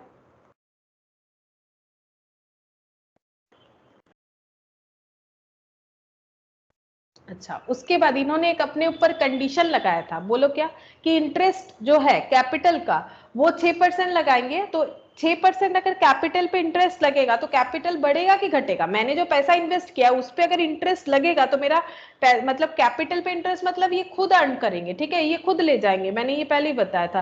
तो 100 रुपए का अगर कैपिटल लगाएंगे तो 1 साल बाद वो ऑटोमेटिकली कितना दिखेगा, 106 रुपया, ठीक है 106। तो इंटरेस्ट मिलने पे कैपिटल बढ़ेगा कि घटेगा, बोलो इंटरेस्ट मिलने पे कैपिटल क्या होगा, बढ़ेगा मैम, बढ़ेगा। तो ऐड करेंगे इंटरेस्ट ऑन कैपिटल, कितना परसेंट बोला है 6%। अब बोलो कितने पे लगाए, जो ओपनिंग कैपिटल होता है उस पे लगता है, इस साल चेंज होने के बाद जो होगा वो नहीं, जब कैपिटल स्टार्टिंग में जितना रहेगा उस पे ही तो पूरे साल भर लगता जाएगा। तो 50 लाख पे लगना चाहिए, 50 लाख पे लगाओ, कितना परसेंट था 6%, 3 लाख।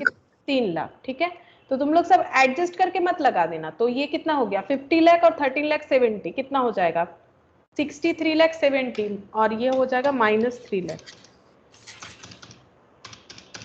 मैम 60,70,000।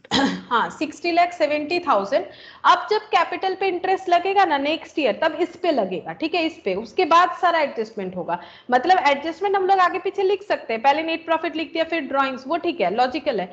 बट इंटरेस्ट जब भी कैलकुलेट करोगे तो जो मेरा कैपिटल अमाउंट होगा बिजनेस में स्टार्टिंग टाइम पे तब उसी पे लगना चाहिए जैसे इस पे लगा हुआ है, ठीक है। अच्छा अब कैपिटल के बाद यहाँ पर लाइबिलिटी साइड में था एक्सपेंसेस पेबल, यहाँ पर भी है पेबल मतलब आउटस्टैंडिंग। ये देखो आउटस्टैंडिंग एक्सपेंसेस कितना था, ये देखो 1,80,000 और ट्रेड पेबल यहाँ पर देखते हैं इन्वेंट्री ट्रेड रिसीवेबल का। अच्छा ट्रेड पेबल 11,40,000 तो वो लिख लेते हैं ट्रेड पेबल, पहले ट्रेड पेबल आएगा 11,40,000 और इधर हो जाएगा आउटस्टैंडिंग एक्सपेंस। तो प्रीवियस वाले क्वेश्चन का नहीं लिखना है, इस साल का जितना हुआ है वो लिखना है। इस साल का कितना था 1,80,000। देखो सारे चीज हम लोगों ने पोस्ट कर दिए, इंटरेस्ट ऑन कैपिटल का कैलकुलेशन कर लिया, डेप्रिसिएशन कर लिया, प्रोविजन कर लिया, ये जो 2 पॉइंट दिया हुआ था गलती हुआ था इसको पीएल में एडजस्ट कर दिया, ये सब लिख दिया। तो हम लोगों ने ये ड्रॉइंग्स लिख दिया, सारा एडजस्टमेंट कर दिया। अब हम लोगों को क्या करना है जस्ट इसका टोटल वैल्यूज जो है वो काउंट करके कैलकुलेट करना है। 27 लाख, अच्छा 27 लाख 2,85,000 मतलब 29,85,000 73,90,000। आ रहा है 73,90,000। Yes ma'am. और इधर 1,80,000 11,40,000 और 60,70,000 73,90,000 73,90,000, ठीक है। तो ये और एक बैलेंस शीट का क्वेश्चन हम लोगों ने किया, ठीक है। अब देखो सीक्वेंस ऑफ अकाउंटिंग प्रोसीड्यूर और द अकाउंटिंग साइकिल। तो अकाउंटिंग साइकिल किसे बोला जाता है, ऐसा थियोरेटिकल क्वेश्चन आता है तो उसमें हमें क्या लिखना है। तो अभी देखो तुम लोग पूरा अकाउंटिंग साइकिल जो है वो कंप्लीट कर चुके हैं। सबसे पहले तुम लोगों ने क्या सीखा, जर्नल या जर्नलाइजिंग करना ट्रांजैक्शन को और उसको रिकॉर्ड करना, ठीक है, जैसे something debit to something credit करके। उसके बाद तुम लोगों ने जर्नल के बाद क्या सीखा, जैसे सीखे हो वही तुम्हारा अकाउंटिंग साइकिल है। उसके बाद तुम लोग एक एक अकाउंट को जर्नल लेजर लेजर में ट्रांसफर किए, तो preparing ledger account on the basis of journal. Journal में जो अकाउंट है उसी का ही लेजर बनाएंगे और पोस्टिंग इनटू द लेजर। और जर्नलाइजिंग बोला जाता है जर्नल वाले केस को, और लेजर में बोलेंगे पोस्टिंग, पोस्ट करना पड़ता है, जर्नल से देख के पोस्ट करना पड़ता है। उसके बाद क्या बनाते हो, जर्नल लेजर सीखने के बाद क्या सीखते हो, ट्रायल बैलेंस। ये देखो taking out the trial balance to check arithmetical accuracy. अगर ट्रायल बैलेंस टैली नहीं होता है तो इसका मतलब या तो तुम लोगों ने कुछ मतलब कैलकुलेशंस गलत किए हैं, वैसे बहुत सारा प्रॉब्लम होता है, ठीक है। जैसे कि तुम लोग जर्नल एंट्री का प्रिंसिपल ही गलत कर दिए हो, रेक्टिफिकेशन ऑफ एरर जिन लोगों ने किया है वो लोग को तो पता है कि कितना सारा एरर होता है, तो कुछ ना कुछ एरर हुआ होगा जिस वजह से ट्रायल बैलेंस जो है वो टैली नहीं किया होगा, ठीक है। तो ट्रायल बैलेंस बनने के बाद पता चलता है ट्रायल बैलेंस टैली किया कि नहीं किया, और ट्रायल बैलेंस बन चुका है तो गलती कहाँ कहाँ हो सकता है, या तो जर्नल में हुआ होगा या तो लेजर में हुआ होगा, ठीक है। अच्छा उसके बाद preparing the trading and profit and loss account, जो अभी तुम लोग सीख रहे हो, या फिर इसको एक साथ बोला जाता है income statement for the period concern, ठीक है। और एक पीरियड का हम लोग ट्रेडिंग और पीएल अकाउंट बनाते हैं और प्रिपेयर करते हैं balance sheet to show the financial position at the end of the period. At the end of the period end date पे हम लोग बैलेंस शीट बनाते हैं। इस पूरे जो सीक्वेंस को बोला जाता है अकाउंटिंग साइकिल। तो सीधा सा बात है, जैसे अकाउंट सिखाया जाता है वही तुम लोगों का अकाउंटिंग साइकिल जो है होगा, ठीक है। तो अकाउंटिंग साइकिल अगर पूछे तो जैसे तुम लोग अकाउंट सीखे हो उसी को लिख डालना, बस हो जाएगा अकाउंटिंग साइकिल अपने हिसाब से। अच्छा अब देखो ओपनिंग एंट्री। ओपनिंग एंट्री क्या होता है, we have seen that on commencing a new business one debit the cash account and credit the capital। तुम लोग बताओ कैपिटल इंट्रोडक्शन का एंट्री क्या लिखते हो, जब बिजनेस स्टार्ट होता है तभी तो कैपिटल इंट्रोडक्शन होगा, तो तुम लोग लिखते हो ऐसे कैश टू कैपिटल, वही बोल रहा है। न्यू बिजनेस जब हम लोग स्टार्ट करते हैं, one debit the cash account and credits the capital account with the amount introduced. A firm closes the books of account at the end of each year. Firm जो है हर साल books of accounts close करता है and start new books in the beginning of the each year. जैसे तुम लोग देख सकते हो यहाँ पर एक बुक्स ऑफ अकाउंट्स क्लोज हो गया था, ठीक है, और नया बुक्स ऑफ अकाउंट्स हम लोगों ने अभी बनाया, ठीक है, नया वाला। तो ये हर बिजनेस करता है कि एक साल में जो है वो अपना बुक्स ऑफ अकाउंट्स बना लेता है, फिर नेक्स्ट ईयर फिर से बनाता है।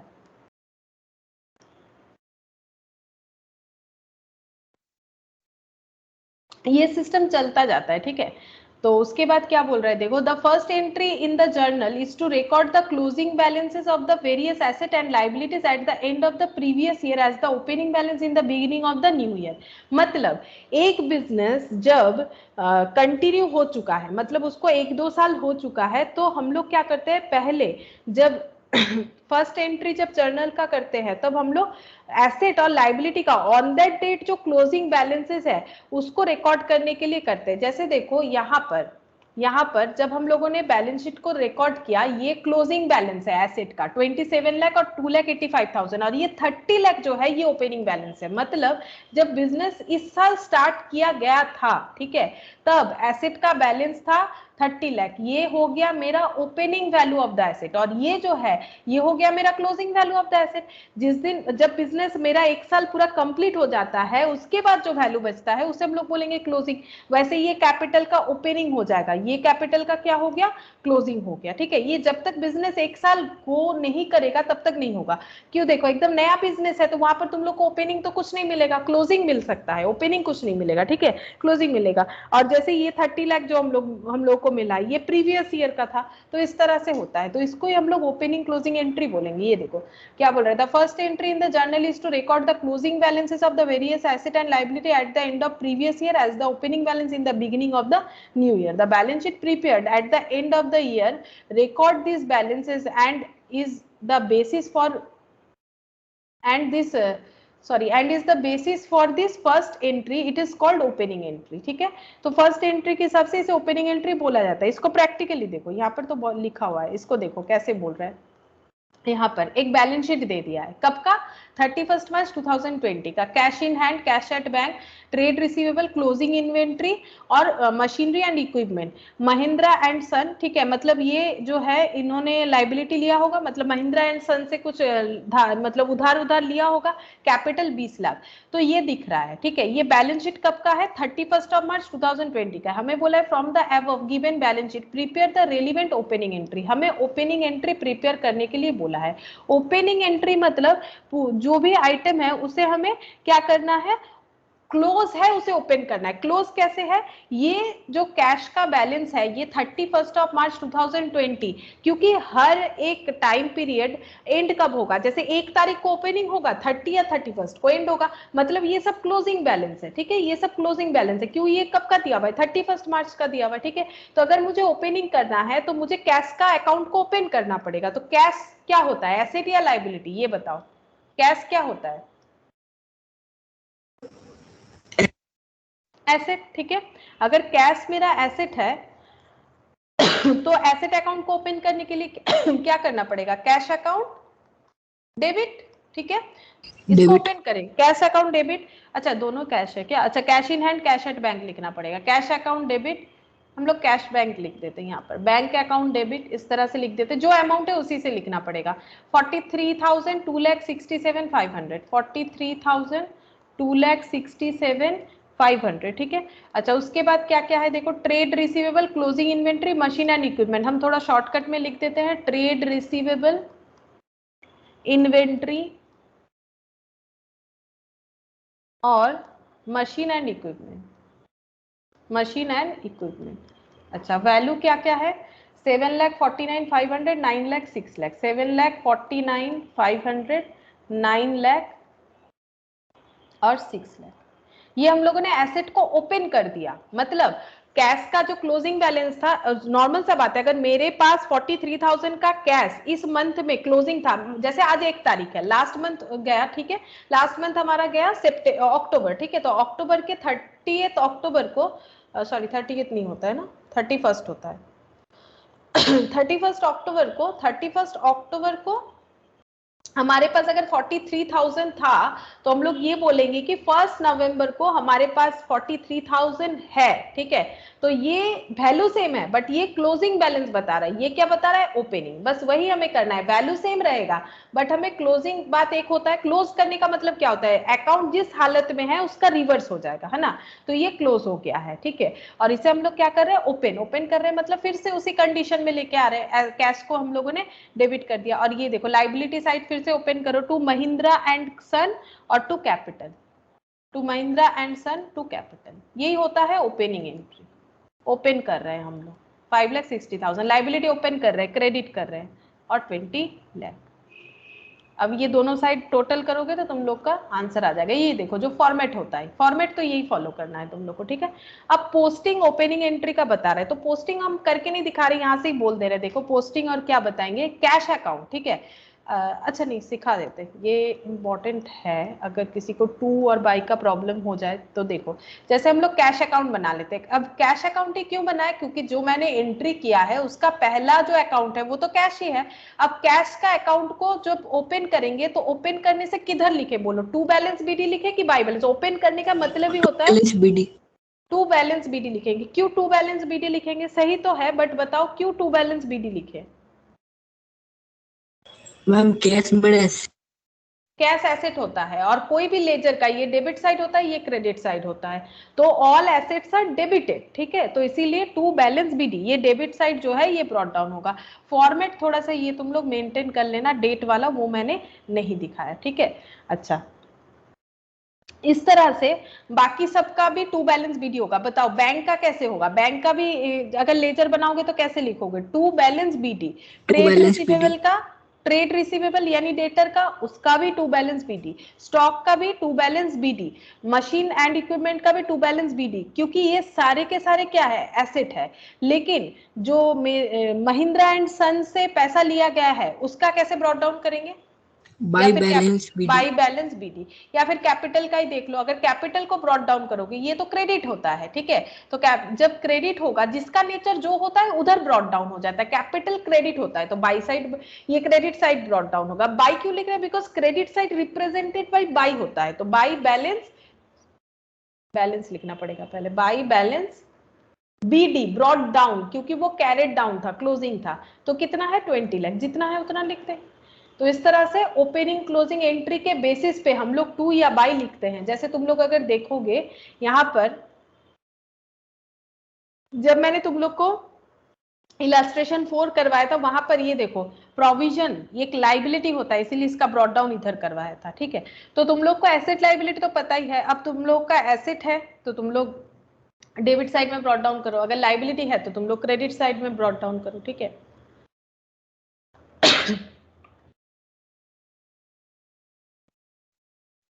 अच्छा अब देखो इलास्ट्रेशन 9, ठीक है। यहाँ पर क्या बोल रहा है, प्रिपेयर फाइनल अकाउंट्स। ये देखो आफ्टर ऑल तुम लोग को एक ऐसा क्वेश्चन मिल ही गया जहां पर हमें पूरा फाइनल अकाउंट बनाना है, फिर भी एडजस्टमेंट के साथ नहीं दिया है, एडजस्टमेंट के साथ देगा तब प्रॉपर क्वेश्चन हमें मिलेगा। फिर भी ये एक प्रॉपर क्वेश्चन है, आसान सा हम लोग बोल सकते हैं।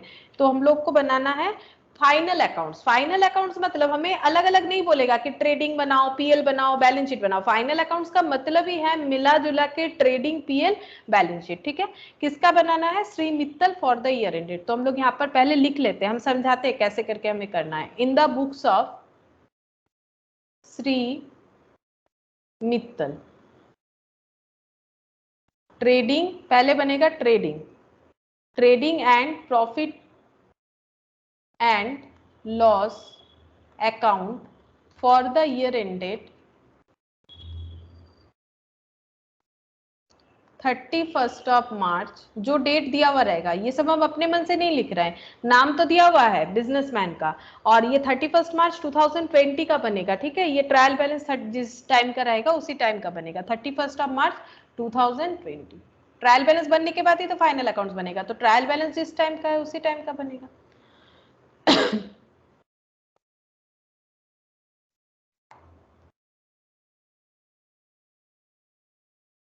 पर्टिकुलर अमाउंट, पर्टिकुलर अमाउंट, ठीक है। तो हम लोग को क्या करना है, एक बार ट्रेडिंग, एक बार पीएल, एक बार बैलेंस शीट, ऐसे नहीं बनाना है, सारा स्ट्रक्चर बना लेना है और जहां पर जो डेटा पुट होगा उसे पुट करते जाना है, ठीक है। हम दिखाते हैं कैसे होगा। ट्रेडिंग पीएल के लिए आगे तुम लोग का अगर पेज एक पेज में कर रहे हो तो इसको आगे बढ़ा दो, पूरा पेज को ऐसे करके 2 पार्ट में डिवाइड कर लो, मतलब लेजर के लिए। हम भी अपना ये पेज पूरा ट्रेडिंग पीएल बनाने के लिए रख देते हैं, पता नहीं कितना जगह लगे, इसलिए थोड़ा ज्यादा जगह छोड़ दो ताकि प्रॉब्लम ना हो। और उसके बाद इस पेज में हम बनाएंगे बैलेंस शीट। तो तुम लोग भी ज्यादा ज्यादा जगह रखो, नहीं तो नहीं होगा फिर। Balance sheet as on 31st of March 2020।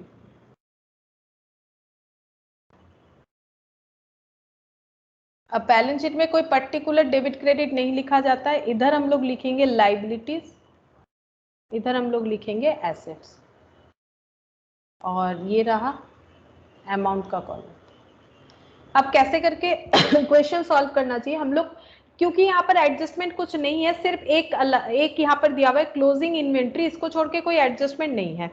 तो देखो एडजस्टमेंट का बात क्या है, जब हम लोग फाइनल अकाउंट्स बनाएंगे तो ट्रायल बैलेंस के अंदर, एकदम ध्यान से सुनो, ट्रायल बैलेंस के अंदर जितने भी सारे डेटा रहेंगे वो एक बार ही पोस्टिंग होंगे, वन टाइम पोस्ट होंगे। अब पोस्ट होने के लिए हमारे पास 3 जगह है, ट्रेडिंग है, पीएल है और बैलेंस शीट है। तो ये सब जो है वो या तो ट्रेडिंग में जाएगा, कोई भी मतलब कैपिटल, या तो वो ट्रेडिंग में जाता है, या तो पीएल या तो बैलेंस शीट। उसका नॉलेज तुम लोग को कैसे मिलेगा, तुम लोग को पता है ट्रेडिंग में बिजनेस का डायरेक्ट खर्चा जाता है, पीएल में बिजनेस का इनडायरेक्ट खर्चा जाता है, ट्रेडिंग में बिजनेस का डायरेक्ट इनकम जाता है, पीएल में ट्रेडिंग बिजनेस का इनडायरेक्ट इनकम जाता है, ठीक है।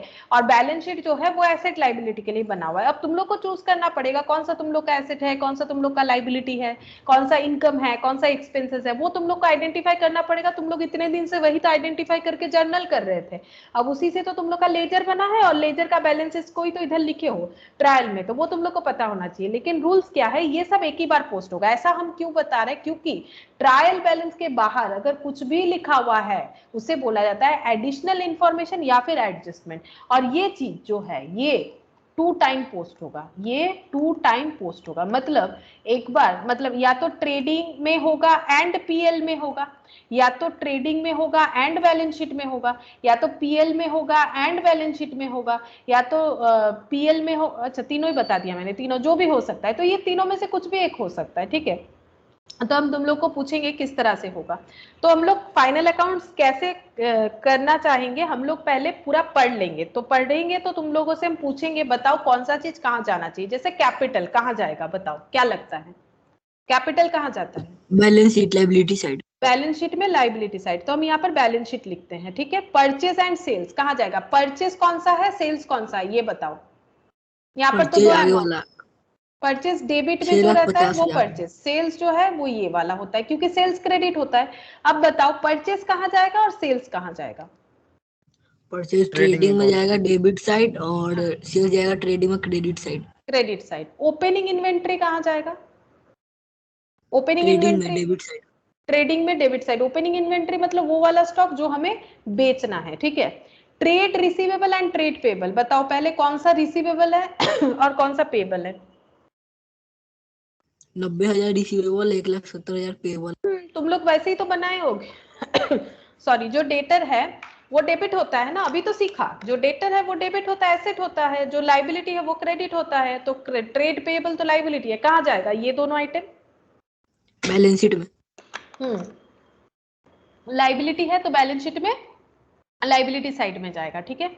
14% bank loan, loan taken at the year and, हम लोगों ने लोन लिया है तो लोन कहाँ पर जाएगा, मतलब जो बिजनेसमैन है उन्होंने लोन लिया है बैलेंस तो शीट में लाइबिलिटी साइड। बैलेंस शीट में लाइबिलिटी साइड। ओवरड्राफ्ट, ये भी क्या होता है, ओवरड्राफ्ट का मैंने पूरा डिटेल्स बताया था बैलेंस जब, शीट में लाइबिलिटी साइड। ये भी वन टाइप ऑफ क्या होता है, लोन होता है। सैलरी कहाँ पर जाएगा, सैलरी कौन पीएल। सा खर्च? पीएल में जाएगा, क्यों? क्योंकि ये इनडायरेक्ट एक्सपेंस है, ठीक है। सैलरी प्रोडक्ट बेचने के साथ डायरेक्टली, सॉरी प्रोडक्ट बेचना नहीं, प्रोडक्ट को अपने सेलेबल कंडीशन में लाने तक का, मतलब स्टॉक को क्रेडिटर के वहां से अपने शॉप तक लाने का जो खर्चा होता है ना वही डायरेक्ट होता है, बाकी उसके बाद का खर्चा इनडायरेक्ट होता है, तो पीएल में जाएगा। एडवर्टाइजमेंट एडवर्टाइजमेंट पीएल में। कहाँ जाएगा? पीएल में जाएगा। अदर एक्सपेंसेस अगर बता दिया है तो इसको कहाँ दे, पीएल में। नाम कुछ नहीं। हाँ, कुछ नहीं समझ में आ रहा है, पीएल में दो। रिटर्न्स, रिटर्न्स मतलब ये 40,000 और ये 30,000, रिटर्न का मतलब सेल रिटर्न, परचेज रिटर्न। हाँ। अब कौन सा सेल्स रिटर्न है, कौन सा परचेज रिटर्न है, तुम लोग एंट्री याद मैम करके मुझे सेल बता दो। रिटर्न 40,000 और 30,000 हो गए परचेज। बोलो, सही बताया है विश्वजीत ने कि रिटर्न में डेबिट साइड जो है वो सेल्स रिटर्न है और जो क्रेडिट साइड है वो परचेज रिटर्न है। मतलब रिवर्स एंट्री होना चाहिए ना। देखो, परचेज अगर डेबिट होता है तो परचेज का रिटर्न क्या होगा, परचेज करने से अगर डेबिट होता है तो रिटर्न करने से क्या हो परचेज जाएगा, रिटर्न तो रिटर्न क्रेडिट। क्रेडिट हो जाएगा। अगर सेल्स करने से क्रेडिट होता है, सेल्स रिटर्न क्या हो जाएगा, डेबिट हो जाएगा। ठीक है, तो ये कहां पर जाएगा, ये कहां पर एडजस्ट होगा, परचेज और ट्रेडिंग में। सेल जहां पर। हाँ, ट्रेडिंग में क्यों जाएगा, क्योंकि इनको एडजस्ट करना पड़ेगा हमें। ठीक है, हम लोग जितना परचेज किए उसमें से अगर 30,000 रिटर्न कर दिए तो परचेज को 30,000 कम करके दिखाना पड़ेगा, तो फिर ट्रेडिंग पीएल में लिखना पड़ेगा। फर्नीचर कहाँ जाएगा, बिल्डिंग कहाँ जाएगा, बैलेंस शीट में। Balance sheet. Balance sheet, capital कहाँ जाएगा, बैलेंस शीट, है ना। मैम अच्छा, कैश इन अब हैंड है। ओ अच्छा, कैश इन हैंड कहाँ जाएगा बताओ, बैलेंस शीट में। बैलेंस शीट में। तो पहले हमारा ये अंदाजा सही होना चाहिए कि कौन ट्रेडिंग में जाएगा, कौन पीएल में जाएगा, कौन बैलेंस शीट में। एंड लास्ट में बोल रहा है कि क्लोजिंग इन्वेंट्री, ये जो है ये 1 लाख है। अब ये बाहर आने का मतलब हो गया, ट्रेडिंग में और बैलेंस शीट में। हाँ, ट्रेडिंग में और बैलेंस शीट में। क्लोजिंग इन्वेंट्री एक तो बैलेंस शीट में जाएगा, अभी तुम लोग बैलेंस शीट बनाते हुए देखे हो। ट्रेडिंग में क्यों जाएगा, इसका मैंने तुम लोग को एक बार लॉजिक बताया था कोई एक क्लास में कि अगर हम लोग क्लोजिंग इन्वेंट्री नहीं दिखाएंगे तो हमारा प्रॉफिट क्या दिखेगा, ग्रॉस प्रॉफिट प्रॉफिट क्या ज्यादा दिखेगा, दिखेगा। ज्यादा गलत दिखेगा। ठीक है, ग्रॉस प्रॉफिट जो है वो गलत दिखेगा। अच्छा, जैसे ये देखो कैसे गलत दिखेगा। मान लो मैंने 100 रुपए का खर्चा दिखाया और यहाँ पर 50 रुपए का सेल किया है, ठीक है, और मेरा जो स्टॉक है वो बच गया है। ठीक है, 50, मान लो मैंने 100 रुपए का चीज खरीदा था, उसमें से 40 रुपए का चीज बेच दिया, तो मेरे पास 60 रुपए का स्टॉक रहना चाहिए, 40 रुपए का चीज 50 रुपए में बेच दिया। तो एक चीज सोच के देखो, अकाउंट्स का छोड़ो, तुम लोगों ने 100 रुपए में कुछ खरीदा था प्रोडक्ट और उसमें से 40 रुपए वाला प्रोडक्ट पे 10 रुपए का प्रॉफिट लगा के बेच दिया 50 रुपए में। ठीक है, तो प्रॉफिट कितना कमाया, 10 रुपया। अभी भी कितना स्टॉक पड़ा हुआ है, 60 रुपए का। अब अगर तुम लोग इसको ट्रेडिंग में जब पुट करोगे तो यहाँ 100 लिखोगे, ये स्टॉक है जो परचेस किया था, यहाँ सेल लिखोगे। ठीक है, और प्रॉफिट कितना आया, 10 रुपया। तो 10 यहाँ पर 10 रुपए। प्रॉफिट दिखाने के लिए यहाँ पर तुम लोग को क्या दिखाना पड़ेगा, 60 क्लोजिंग स्टॉक। अगर ये नहीं दिखाओगे तो देखो ये 100 और इधर 50, तो बैलेंस तो इधर आ जाएगा, कितने का लॉस दिखेगा, 50 रुपए का लॉस, जबकि लॉस है ही नहीं बिजनेस में। इसी को तो मैचिंग कंसेप्ट बोलते हैं। उतना ही रेवेन्यू जितना होगा उतना ही हमें एक्सपेंस दिखाना है। पूरा 100 रुपए एक्सपेंस थोड़ी ना हुआ है अभी तक, मतलब मेरा रेवेन्यू जैसे जैसे सेल होगा मुझे एक्सपेंस उसी हिसाब से बांटते जाना है। ठीक है, तो ये इसी को बोलते हैं मैचिंग कंसेप्ट, इसीलिए। और ट्रायल बैलेंस के बाहर होने का मतलब है अभी तक इसका ट्रांजैक्शन मतलब जर्नल एंट्री नहीं हुआ है। तो जर्नल एंट्री नहीं हुआ है तो जब जर्नल एंट्री होता है तो दो जगह पे एडेड होता है ना, something debit to something credit. ठीक है, इसी वजह से ये दो जगह पे जाता है जो ट्रायल बैलेंस के बाहर एडजस्टमेंट रहता है। तो ये कॉमन है, ये तुम लोग को सारे क्वेश्चन में मिलेगा। ठीक है, ये क्लोजिंग स्टॉक वाला। ठीक है, अब तुम लोगों ने तो बता दिया कि कौन सा डेटा कहां पर जाएगा। अब हम लोग को करना कैसे होता है, पहले जो लिखा हुआ है वही देखना पड़ेगा। ठीक है, तो पहले लिखा हुआ है कैपिटल, तो हम लोग लिखेंगे यहाँ पर कैपिटल जो कि बैलेंस शीट में जाता है, तो हम लोग यहाँ पर लिखेंगे कैपिटल ताकि कुछ छूटे ना। तो इसी पैटर्न में हमें लिखना है, पेज पलट के तुम लोग को एडजस्ट करते हुए लिखते जाना है। तो कैपिटल हो जाएगा 8,70,000। अच्छा, उसके बाद है परचेज एंड सेल्स, ये ट्रेडिंग में चला जाएगा। तो ट्रेडिंग में हम लोग लिखेंगे परचेज एंड सेल्स। तो टू परचेज, थोड़ा सा नीचे लिख रहा है क्योंकि ओपनिंग इन्वेंट्री हो सकता है। ठीक है, तो टू परचेज 6,05,000 बाई सेल्स 12,10,000। ठीक है, 12,10,000। और हमें क्या करना पड़ेगा यहाँ पर हम लोग, अच्छा ये ना थोड़ा सा इनर कॉलम में लिखना चाहिए था मुझे। ठीक है, तुम लोग अगर लिख दिए हो तो तुम लोग को थोड़ा सा काटना पड़ेगा। क्यों ये ऐसे इसीलिए लिखना पड़ेगा, बता रहे हैं। क्योंकि इसका एडजस्टमेंट है। इसका एडजस्टमेंट है, लेकिन ट्रायल बैलेंस के बाहर नहीं है, ट्रायल बैलेंस के अंदर ही है ये जो रिटर्न है, ठीक है। तो रिटर्न होने से मेरा सेल कम होगा ना, मैंने 12,10,000 का सेल किया था, लेकिन कुछ कस्टमर ने रिटर्न कर दिया, अगर कुछ कस्टमर ने रिटर्न कर दिया तो मेरा वो रिटर्न क्या हो जाएगा, रिटर्न की वजह से मेरा सेल कम हो जाएगा। मुझे आइडेंटिफाई करना पड़ेगा कौन सा परचेज से एडजस्ट करे, कौन सा सेल्स से। तो सेल्स रिटर्न कौन सा है, सेल्स क्रेडिट होता है, तो डेबिट साइड वाला सेल्स रिटर्न है 40,000, ठीक है। और ये परचेज रिटर्न है, यहाँ पर ऐसे करके ये फॉर्मेट होता है लिखने का, ठीक है। अब तुम लोग एंट्री के हिसाब से भी लिख सकते हो, जैसे ये सेल्स रिटर्न को तुम लोग इधर लिख सकते हो टू टू बोल के आएगा, ये बाई बोल के, लेकिन वैसे नहीं लिख सकते, ठीक है। एक्चुअली ये फॉर्मेट हमें फॉलो करना पड़ता है कि रिटर्न को लेस करके दिखाओ, तो ऐसे ही इसी पैटर्न में हमें दिखाना पड़ेगा। तो ये रिटर्न जो है 30-40, यहाँ पर 30,000, तो इसका वैल्यू आ जा रहा है, ये कितना आ रहा है 11,70, और ये आ जा रहा है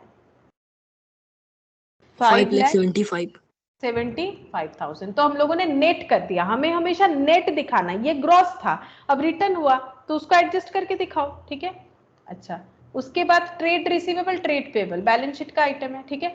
अब बैलेंस शीट को लिखने का भी एक पैटर्न होता है, तो जो सॉलिड आइटम है वो ऊपर जाएगा, तो हम यहाँ पर लगभग यहाँ पर लिख देते हैं ट्रेड रिसीवेबल,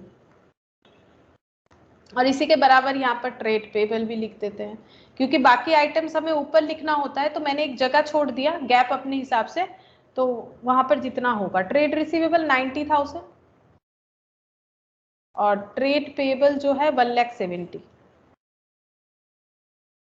अच्छा, उसके बाद है 14% बैंक लोन, तो लोन जो है वो तो लाइबिलिटी में जाएगा, तो यहाँ पर लिखेंगे 14% bank loan, 14% bank loan 2 lakh, और ओवरड्राफ्ट 1,12,000।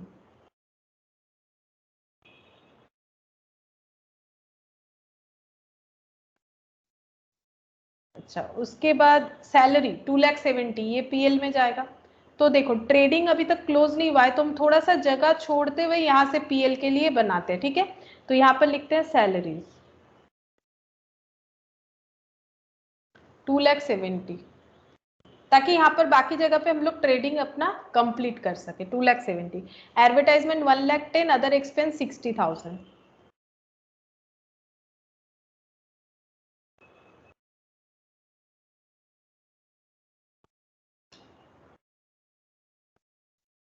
Other expense 60,000।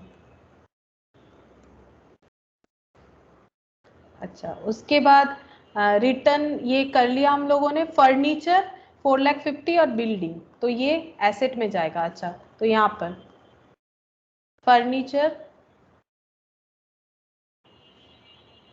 पहले बिल्डिंग लिखना चाहिए है ना, पहले बिल्डिंग लिखना चाहिए।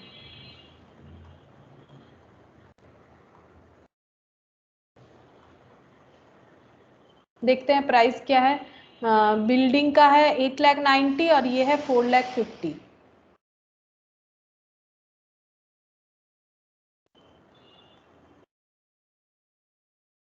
अच्छा, कैश इन हैंड है 5,000, कैश इन हैंड 5,000, सारा चीज लिख दिया। लास्ट में क्लोजिंग स्टॉक जो है 1 लाख, यहाँ पर लिखेंगे क्लोजिंग स्टॉक, या फिर क्लोजिंग इन्वेंट्री लिख सकते हो, एक्चुअली स्टॉक के जगह आजकल इन्वेंट्री बोला मैम जाता है। बैंक लोन पे इंटरेस्ट भी होगा? बैंक लोन पे इंटरेस्ट जो है वो तो पीएल में जाएगा, हाँ इंटरेस्ट यस मैम, होगा। 14%। 14% है, लेकिन 14% कितना होता है, कितना है बैंक लोन, 2 लाख 28,000, लेकिन हमें बोला नहीं है कि आउटस्टैंडिंग है, मतलब इसके अंदर तो दिया नहीं है। अच्छा, लोन नहीं, इंटरेस्ट, हाँ इंटरेस्ट होने से हम लोग दे सकते थे 14%, 28,000, लेकिन कब लिया है वो देखो, लोन का एट द इंटरेस्ट कब, एंड ऑफ ईयर। हाँ, तो ईयर एंड में अगर लोन लिए हैं तो लोन का इंटरेस्ट कब भरना पड़ेगा? मान लो 31 दिसंबर मेरा अकाउंट्स एंड होता है और हम इस डेट पे नेक्स्ट लोन ईयर पे लिए। लगेगा। हाँ, तो फिर आज अगर लोन लिए हैं तो लोन का इंटरेस्ट तो उसके नेक्स्ट जो है तब से मुझे देना पड़ेगा ना, पर एनम बेसिस पे है, तो एक साल जब तक कंप्लीट नहीं होगा तब तक तो लोन का अमाउंट ड्यू होना भी स्टार्ट नहीं हुआ। ये एकदम एंड डेट पे लिए है, मतलब आज ईयर एंड हुआ, आज फाइनल अकाउंट्स बना रहे हैं, आज ही लोन लिए, तो फिर इसका इंटरेस्ट तो हम लोग शो नहीं कर सकते, इसीलिए लोन का इंटरेस्ट नहीं आएगा। लेकिन अगर ये taken at the year and नहीं होता तो फिर हमें लोन का इंटरेस्ट दिखाना पड़ता। ठीक है, कितना दिखाते हैं हम लोग? 2 लाख इंटू 14%, कितना हो जाता? 28,000, है ना? 28,000 इंटरेस्ट दिखाना पड़ता। अच्छा, क्लोजिंग इन्वेंट्री यहाँ पर लिख देते हैं 1 लाख। और ये जो है ट्रेडिंग में जाएगा बाय क्लोजिंग इन्वेंट्री 1 लाख। तो यहां से देखो प्रॉफिट लॉस क्या हो रहा है। अच्छा, इसका ओपनिंग स्टॉक था क्या कुछ?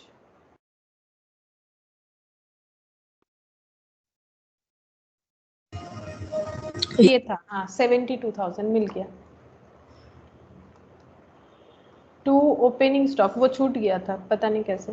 72,000, ठीक है, ओपनिंग स्टॉक यहाँ पर आ गया। तो 11,70,000 और 1 लाख मतलब 12,70,000।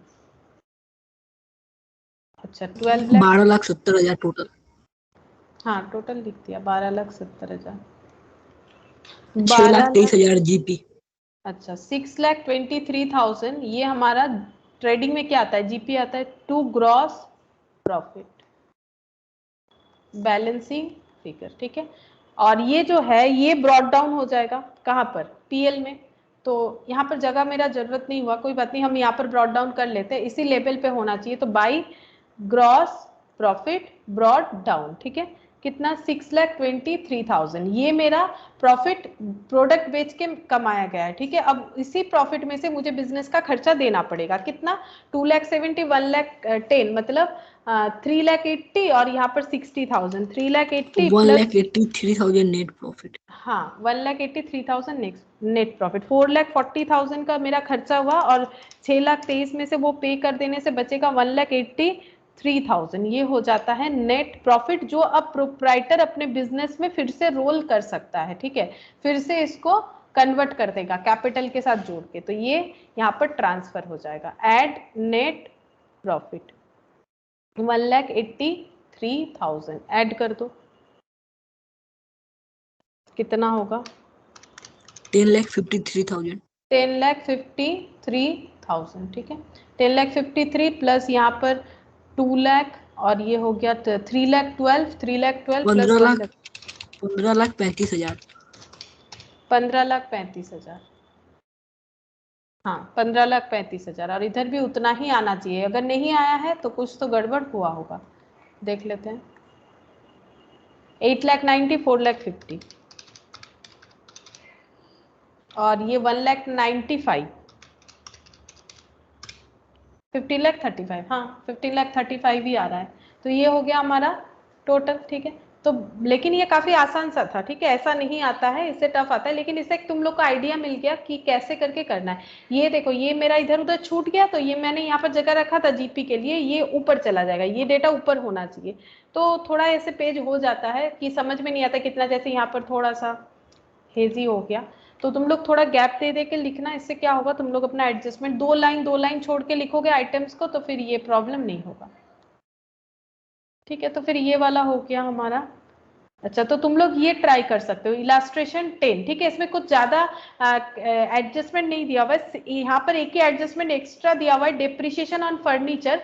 फर्नीचर पे डेप्रिसिएशन लगाना और कैसे एसेट में ट्रीट करना है वो तो तुम लोगों ने देखा। इसका भी 2 पार्ट होगा क्योंकि ट्रायल बैलेंस के बाहर है, 2 जगह पोस्टिंग होगा। एक तो तुम लोग का बैलेंस शीट में दिखाना पड़ेगा, जैसे तुम लोगों ने थोड़ी देर पहले देखा, प्लांट मशीनरी लेस डेप्रिसिएशन। और ये जो इसका और एक पार्ट है, क्योंकि ये खर्चा है, ठीक है, ये खर्चा है डेली का, ठीक है, डेली का मतलब पूरे एक साल भर का खर्चा है फर्नीचर रखने का, तो इसका एक पोर्शन पीएल में एक्सपेंस के हिसाब से हमें दिखाना पड़ेगा। पूरा खर्चा हम लोग फर्नीचर का नहीं दिखा सकते, बट फर्नीचर हर साल जितना यूज हो रहा है उसका खर्चा जरूर पीएल में दिखाएंगे, ठीक है। और ऐसे भी डेप्रिसिएशन का एंट्री क्या होता है? डेप्रिसिएशन, क्योंकि किसी भी खर्चे का एंट्री क्या होता है? डेबिट होता है, डिप्रिशिएशन अकाउंट डेबिट, और डिप्रिशिएशन चार्ज करने से क्या होता है, फर्नीचर या फिर कोई भी एसेट हो उसका वैल्यू कम होगा, तो एसेट अगर आ रहा है तो डेबिट, एसेट कम हो रहा है तो क्रेडिट होगा। तो इसीलिए देखो डिप्रिशिएशन जो कि पीएल में जाएगा, और फर्नीचर क्योंकि ये एसेट है तो ये बैलेंस शीट में जाएगा, इसी वजह से ये दो जगह पे, इसी दो जगह पे जाता है according to the journal entry. Journal entry के हिसाब से इसका पोस्टिंग दो जगह पे चूज करना पड़ेगा कि कहाँ कहाँ जाना चाहिए, पूरा लॉजिक के साथ ही होता है। तो खर्चा जब होगा, जब एसेट खरीदते हैं तो furniture account debit to cash, ठीक है। अब जब उस फर्नीचर को यूज करना स्टार्ट करते हैं, थोड़ा थोड़ा उसका खर्चा रिकॉर्ड करना पड़ता है, पूरा नहीं कर सकते हैं, ठीक है। तो depreciation account debit to furniture, क्योंकि खर्चे का नाम है depreciation, all expenses are debited, और इस खर्चे को चार्ज करने से मेरा एसेट उतने अमाउंट में कम हो जाएगा। मान लो 100 रुपए का फर्नीचर खरीदा था, पहले साल 10 रुपए का यूज किया, मतलब अभी मेरा फर्नीचर सिर्फ 90 रुपीज का मेरे पास बचा हुआ है, तो इसका वैल्यू 90 मुझे बैलेंस शीट में दिखाना पड़ेगा, और इसका 10 रुपए जो इस बार हम लोगों ने यूज किया उसको पीएल में दिखाना पड़ेगा। तो ये हम तुम लोग को होमवर्क देते हैं, तुम लोग इसको कर सकते हो, ठीक है। यहाँ पर मैंने बता भी दिया, एडजस्टमेंट 2 था, बाकी देखो यहाँ पर बहुत ही आसान सा दिया हुआ है। कैपिटल लाइबिलिटी में जाएगा, सेल्स ट्रेडिंग में जाएगा, परचेस ट्रेडिंग में जाएगा, ओपनिंग इन्वेंट्री ट्रेडिंग में जाएगा, फ्रेट इनवर्ट, हर तरह का इनवर्ट खर्चा ये प्रोडक्ट को सेलेबल कंडीशन में गोडाउन तक लाने का खर्चा होता है, इसीलिए ये ट्रेडिंग में जाता है। सैलरी पीएल में जाएगा, अदर एडमिनिस्ट्रेशन एक्सपेंस पीएल में जाएगा, फर्नीचर बैलेंस शीट में जाएगा, ट्रेड रिसीवेबल ट्रेड पेबल में, ट्रेड रिसीवेबल यानी डेटर बैलेंस शीट के एसेट साइड में, ट्रेड पेबल लाइबिलिटी साइड में। रिटर्न आज ही देखा कैसे होना चाहिए। डिस्काउंट्स भी दो तरह का दिया हुआ है, तो एक डिस्काउंट अलाउड होगा, एक डिस्काउंट रिसिप्ट होगा। डिस्काउंट अलाउड पीएल के डेबिट साइड में जाएगा, और डिस्काउंट रिसिप्ट जो है वो इनकम है तो वो पीएल के क्रेडिट साइड में जाएगा। बैड डेट ये मेरा एक लॉस है, तो ऑल लॉसेस आर डेबिटेड, तो पीएल के डेबिट साइड में जाएगा। इन्वेस्टमेंट क्या है, हम लोगों ने इन्वेस्टमेंट एसेट होता है तो ये एसेट में जाएगा। Cash in hand, cash at bank, ये भी एसेट मतलब ये बैलेंस शीट में जाएगा लास्ट वाला। तो ये मैंने बता ही दिया, अब तुम लोग करके देखना कि फाइनल अकाउंट्स का आंसर क्या आता है, मतलब बैलेंस शीट टैली होता है कि नहीं। अगर टैली होगा तो तुम लोग का सही हुआ है क्वेश्चन, ठीक है। अच्छा, इस तरह से तुम लोग ये इलास्ट्रेशन 11 भी देख सकते हो, छोटा सा है, क्लोजिंग एंट्री के बारे में बताया। और इलास्ट्रेशन 12 ये नहीं कर पाओगे, इसमें बहुत सारा एडजस्टमेंट है, ठीक है। तो एक ही क्वेश्चन करना है, एक ही हम होमवर्क दे रहे हैं, ठीक है। फिर आज इतना ही करते हैं।